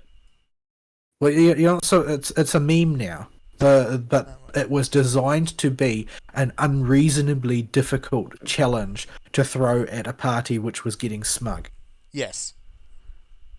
And you're not supposed to tell them what it is. It's just supposed to... One of their dungeon delvers is supposed to become the Tomb of Horrors while they're down there, basically. Yeah, but at this point, once the first riddle is read out, everyone knows exactly what you're dealing with. You're not supposed to read it out exactly. Yeah. You're not supposed to follow the unit the way you buy it from the store. That's not how you DM. Nobody does that. So, yeah. What am I looking for? Oh, that's Yoshi P over there. Okay. Others and merchants. I know I'm looking for another Beast Tribe quest, but I think I might have missed one of the preliminaries for it first. Anyway, so yeah, we'll see how WotC responds to this, but I think the damage may They've done be done. They've done nothing but clown all over themselves for the past decade at this point. Yeah. Yeah, I wrote them off a long time ago. Yeah. I'm going to start trying to convince my D&D group maybe to consider Pathfinder. Also, check your poetics, because you're probably almost capped again. I got a lot of poetics today, but I did clean them out earlier. Let's see. Currency. Yeah, I only got up to 1200. I'm back up to 1300.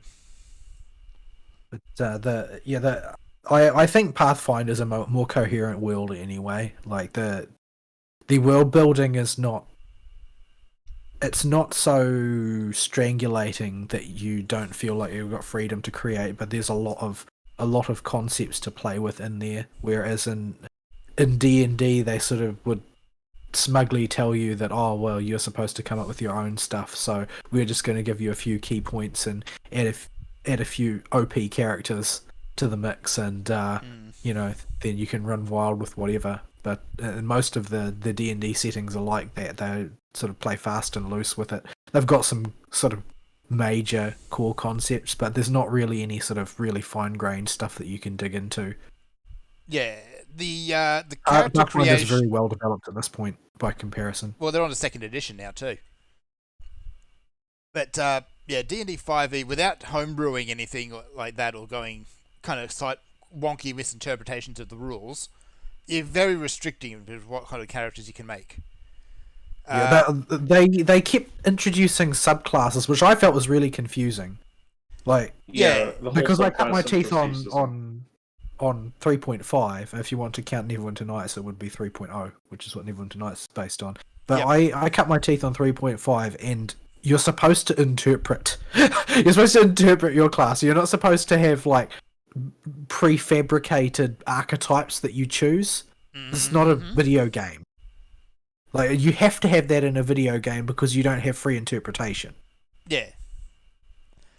But yeah, it's a very restriction. You can take some of the restrictions off with homebrew, but yeah, I think. But there comes a point with homebrew where you start to ask yourself why you're adhering to the original source book to begin with.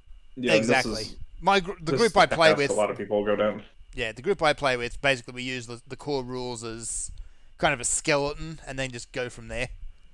Which is, I think, is a way a lot of groups eventually end up. If they stick with it. If they stick with it and don't jump system. All groups come to a diverging point after their tenure using D&D, it seems like, where they either want to continue a rule-based system that's heavily focused on the core mechanics of the rules itself, or they want to tell a story.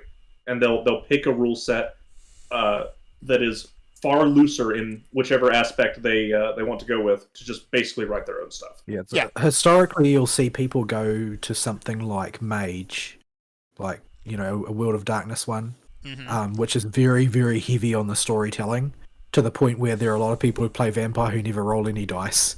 But and on the other direction, you tend to get people who go back to AD&D because of they like the increasing proliferation of minutia to the rules that allows you to do everything and always have a rule for it. Yeah. And very few people stay in the middle ground and just play the board game forever unless their primary interest is just socializing and not actually playing the game. Yeah. So yeah. I'm going to see if we can swing over to Pathfinder, especially if WotC continues to basically scuttle all third-party content. Because there is a lot of third-party content out there for 5e. Yeah, I mean, I don't know why they're doing it. Like, it seems like an unusual rocking of the boat, which is very ill-advised. I don't really see how this is going to actually turn them any profit. I guess they figure that they're going to upset the apple cart enough for their competitors that people are going to, you know, default to just buying D&D books off of Amazon, and it's fine. Well, that's because what they assume, this is the sort of thing that's going to turn every small hobby shop against them instantaneously, as if their rules on stocking magic weren't already doing that. Yeah, like they're not going to have very many friends left. This is going to be one of those things which is caused by, you know, giant retail conglomerates like Amazon causing actual sort of store diplomacy to become irrelevant.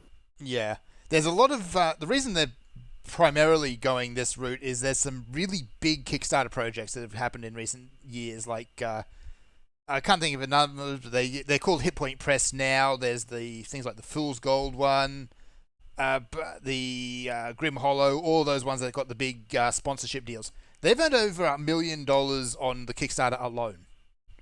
And yeah, but the thing is that WotC can't get that money. That money's not going to go to WotC if it doesn't go to those projects. Nope. But they think it should.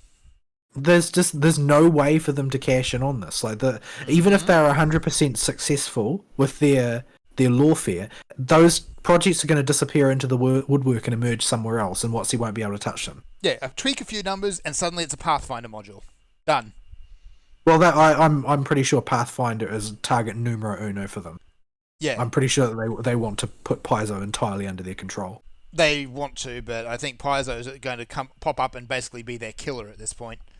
Yeah, I think Paizo have probably been like training for this day for years. Yeah, everyone's actually less waiting on WotC's response, and they're waiting on Paizo's response. Because everyone's kind of expecting them to pop up and say, well, WotC's going to dick you over. Why don't you come on over here? Here we have an open license now. Well, you see, the thing is that I think that the best cynical play for WotC would be to make a special deal with Paizo to make them the exception. Yeah. And then they can quarantine their competitor, and then they can turn up the heat later. Yeah. If they let Paizo away, then that's going to defang a lot of the arguments which are going to be levied at them. Because they can always come after Paizo at a later date when the heat is off. But yeah, I don't think they're that clever. I think that they've got Bobby Kotick in charge, essentially. Well, close enough. The head of WotC was brought in directly from the Xbox marketing division, like specifically and purposely. I noticed the Xbox marketing is doing a lot better recently than it used to. So yeah, I mean, if they were going to be smart about the Kickstarter money, they'd what I'd do honestly is actually bring all the Kickstarter projects in house. Like say, go to or put out a system where people approach you with their homebrew projects. You take a cut as WotC, but you give them access to, rules, official tools, and your marketing. I don't think that's not going to make them money either. That's not the way they do it. I think that what ultimately, Kickstarter projects tend not to exist in an early phase. So if you were wanting to cynically get that money, then what you should actually do is just employ somebody whose entire job is to scout people with an interest and bring those individuals in house, and or scout the projects and snipe them before they have any trademarks. Yeah. I think when they don't have a trademark, you can steal all of those ideas and just put them in your own product, and you don't have to pay anybody a cent. Mm-hmm. If they were clever and cynical. But they're not. But they've proven in the past that they're not clever. So, we shall see. We shall see. But, yeah, well, everyone's just kind of sitting around and waiting for their response, except for the people who've already just basically said, no, enough is enough, and jump ship. Because WotC has been very anti-creator lately. Lately? Lately as in the last 10 years. Ever since they've owned the D&D license? Yeah, basically that. Lately. We're getting old if that's lately. Tell me about it. What other bits? That actually. Oh no. So, my parents got an inversion rack to hang themselves upside down on to stretch their back because they're so old. And I was looking at this thing going, how long till I'm old enough where that might seem like a good idea? That sounds like a torture device more than anything else. That's what I say now. Well, I mean, sooner or later you're going to go upstairs and you look at that thing and think to yourself, man, I bet that would feel really good. And then you'll know that you're dead, basically. You're just about dead. Isn't that what chiropractors are for? Yeah, but why I am really unsure if chiropractors are real or not. Or if they're some sort of quackery. Scam. Yeah. Yeah, they're medical industry. Of course they're a scam. In the States, yeah.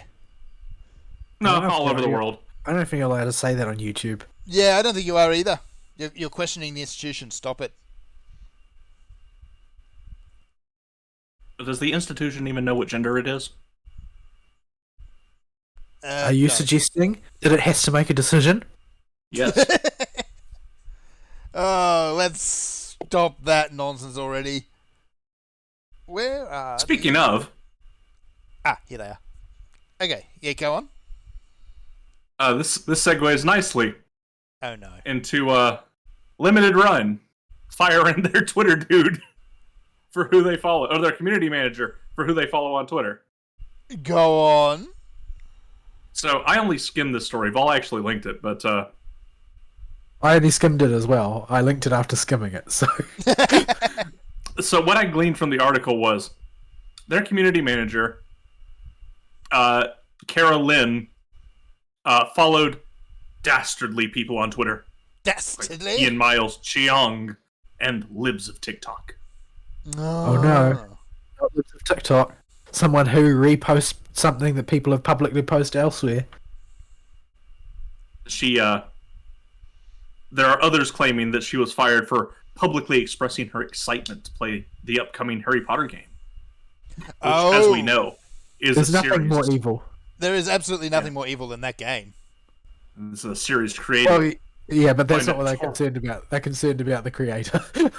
Yeah, the people here are concerned that Harry Potter was made by that horrible turf J.K. Rowling. You notice how all the Harry Potter comparisons have suddenly disappeared? Like, Yeah. they finally dried up? Because the author is persona non grata now. Yeah.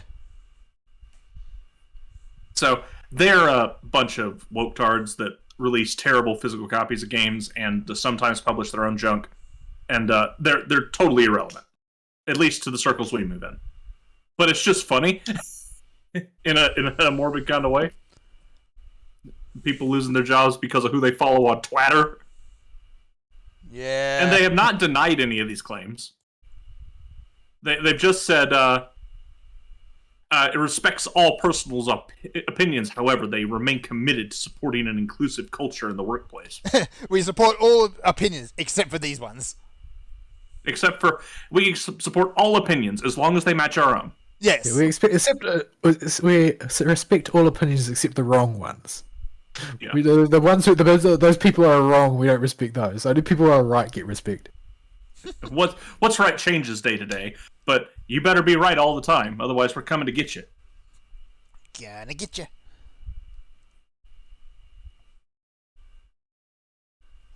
These same people also apparently led to one of their devs killing himself at some point, or allegedly. I get the feeling this is a case of Kiwi Farms killed him again.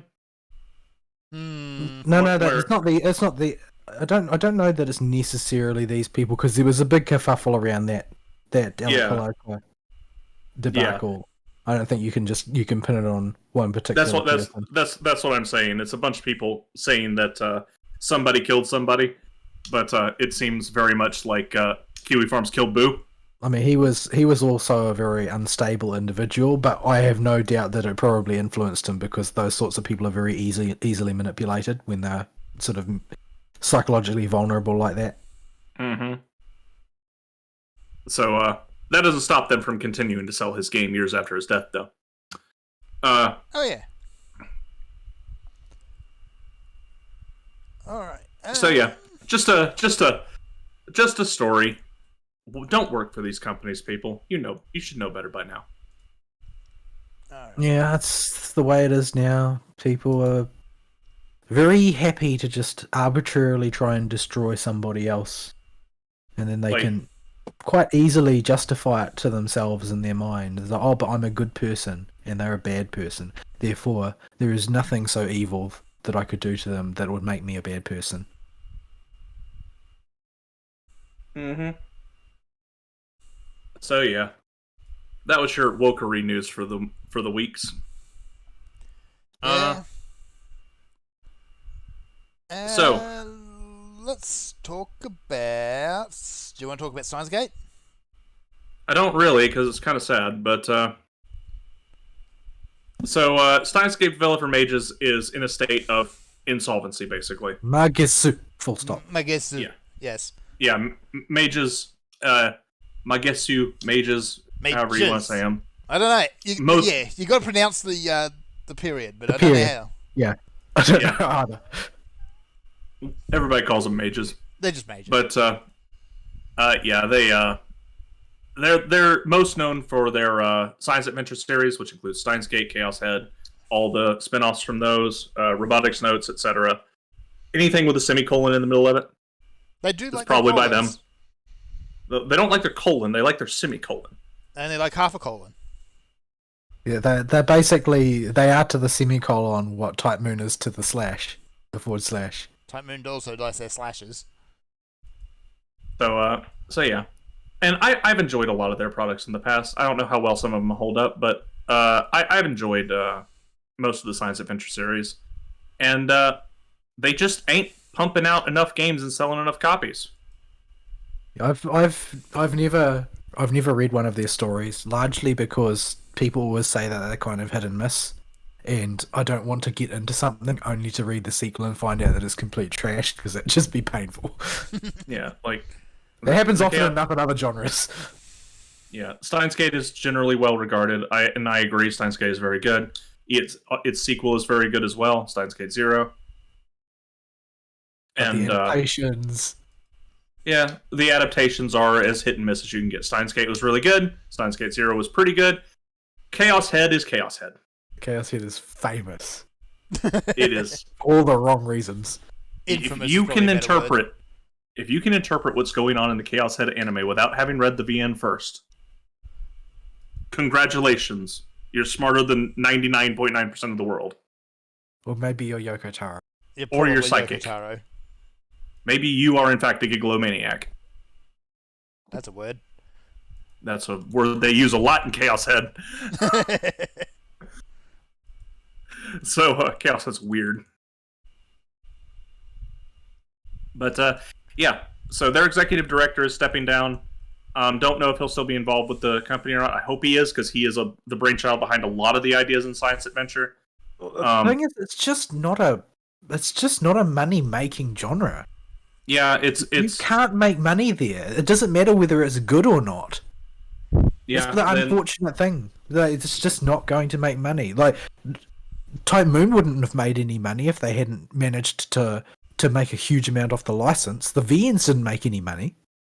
Yeah, and they just haven't been doing anything to shill out the license or do any kind of marketing for the project aside from the main games. And that's the And- thing, though, right? It's about the adaptations. The adaptations have to be good. The source material being good is not good enough if you're working in VNs. The adaptations have to also be good. Like, Yeah, I got into Fate years and years ago because I bought the DVDs of Dean's Day Night as they came out.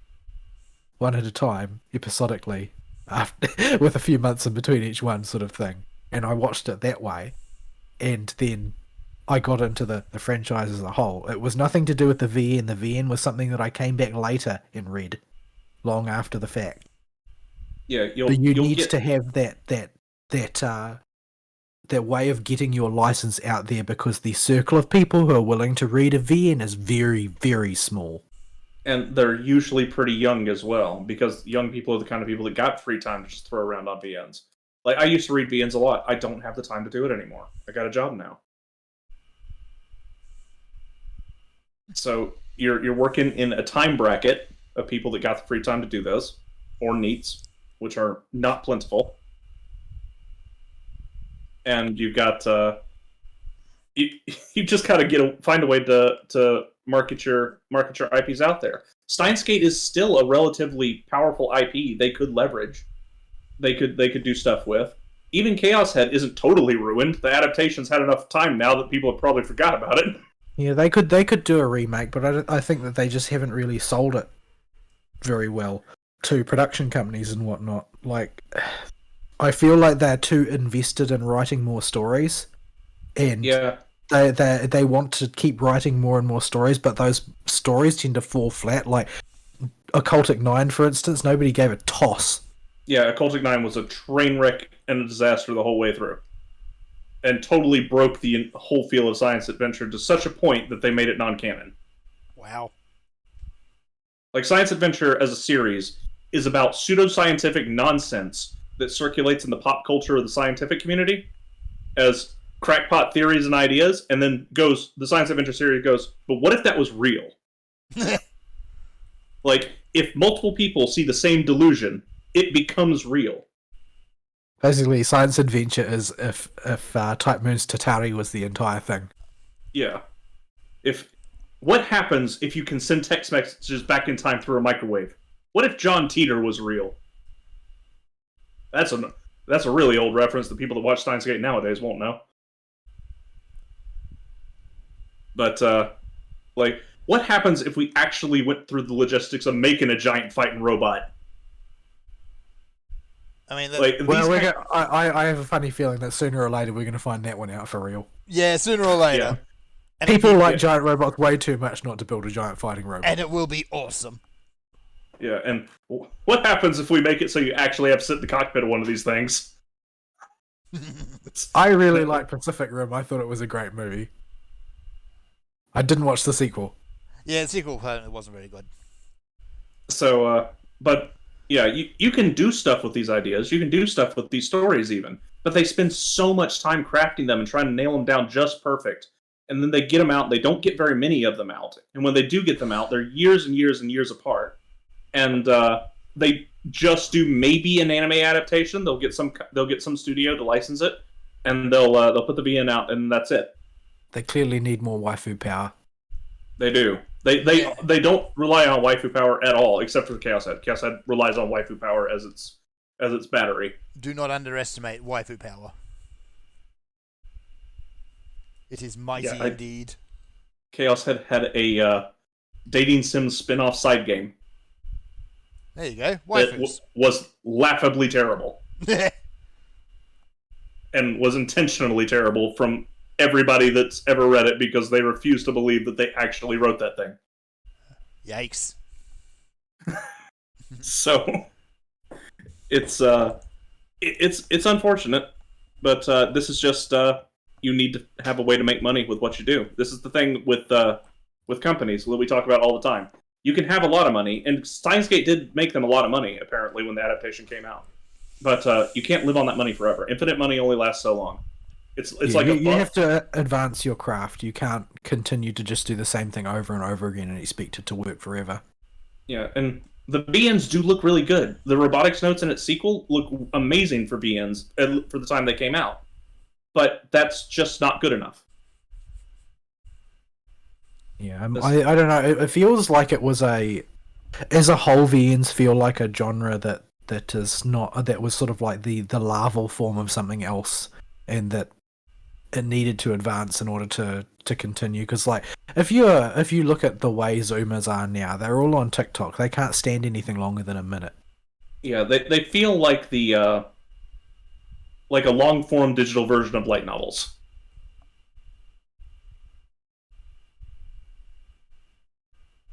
Yeah.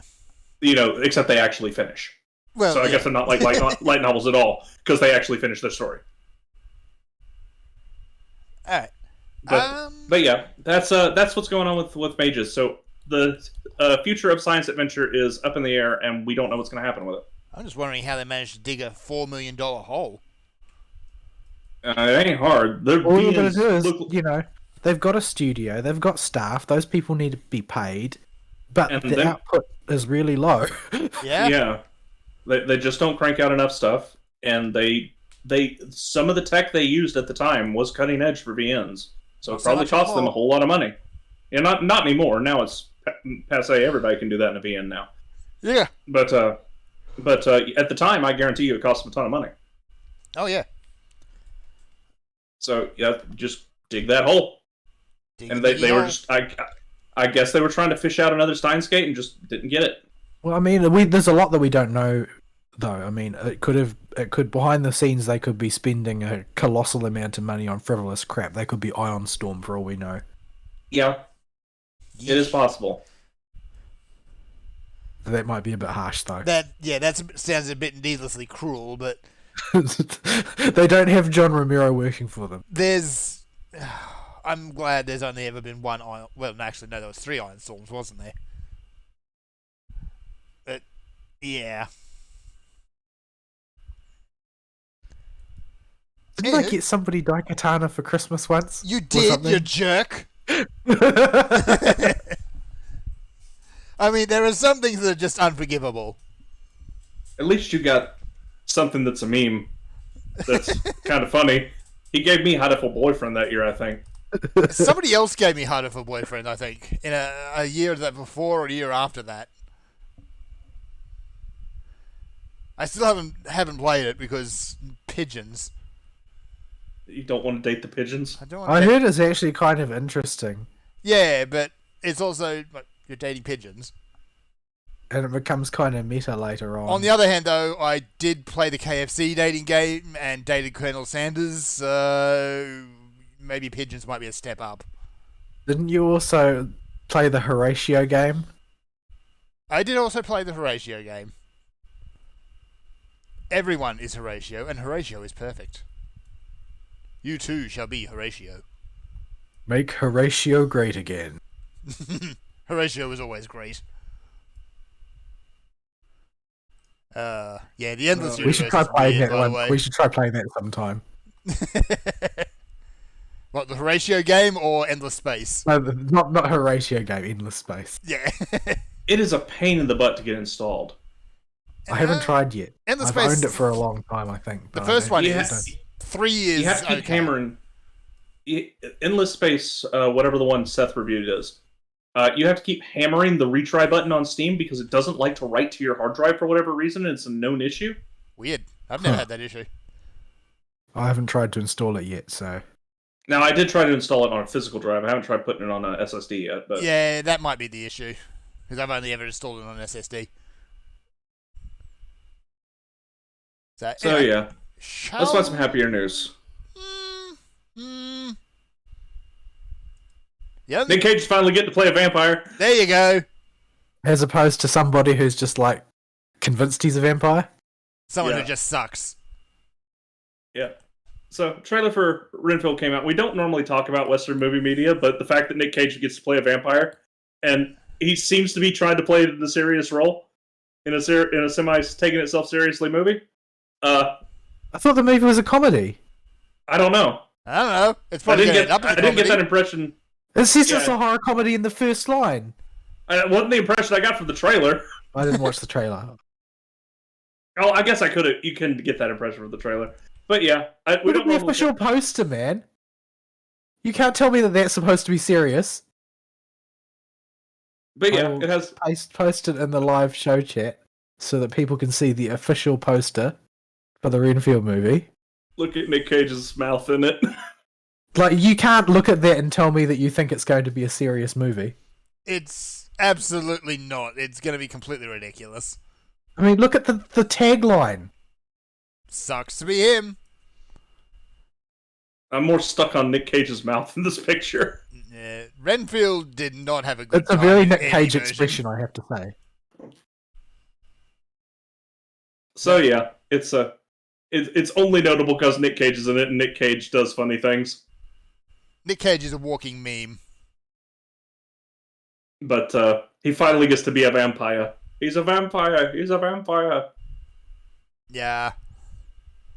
I mean, yeah, it looks like it's a very similar movie to Dracula Dead and Loving It, where it's even focusing on Renfield. What was the name of the guy who did Dead and Loving It, though? It was a Mel Brooks movie, so he's in basically all of them. I can't think of the name, but it'll probably come to me later. What are we looking for? The guy who played Dracula in Dead and Loving It. I think he's dead now, though. He also Is he played... loving it? Probably. But he also... Leslie Nielsen. That's it, Leslie Nielsen. Because he also played the general in Hot Shots. He was in. He was. Was he the guy in Spy Hard? Yeah, he was in Spy Hard. Airplane. Yes. Yeah, he was in Airplane. And Naked Gun. And That's the Naked other one Gun. I remember. I don't know what else. Those are the Let's main see, ones. Leslie Nielsen filmography.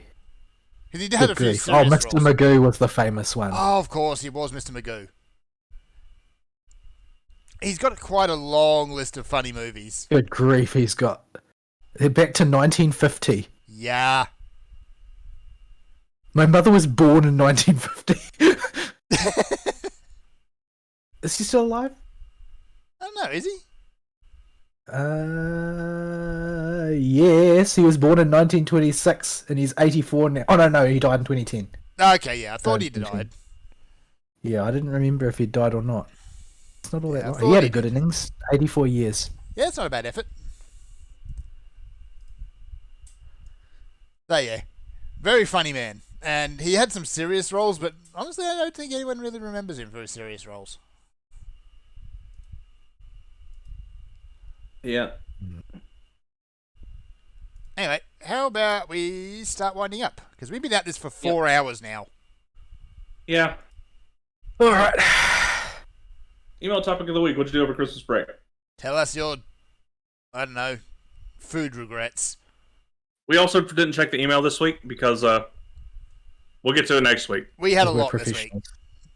professionals. Yeah, I presume our writers will also be on holiday. Yes. Righto, single. Our singular writer. Yeah. I was trying to obfuscate that. I was trying to de-obfuscate it. Yes, I could tell. And I'm in Limsa. And the dancing naked guy is... No, there he is. Never mind. I'm about to say, he's always there. Yeah. It's He's very never rare not that he's there. not there. Like, I'm pretty sure that is just some guy running a bot on a separate computer. Yet somehow he's still level 90.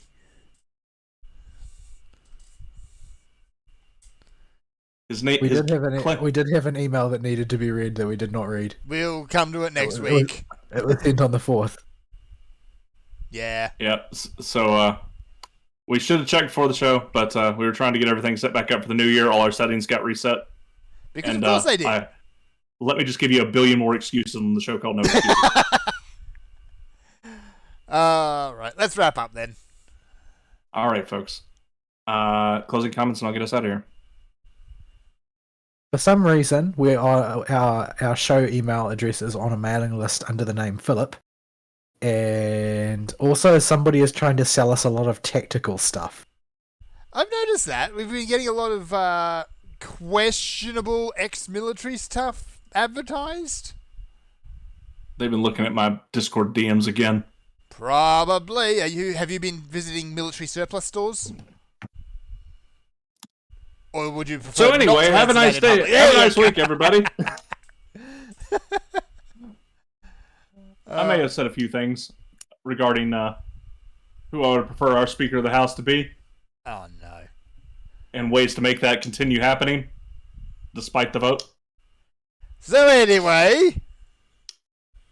Mr. Nobody. We're gonna be arrested. Best Speaker of the House.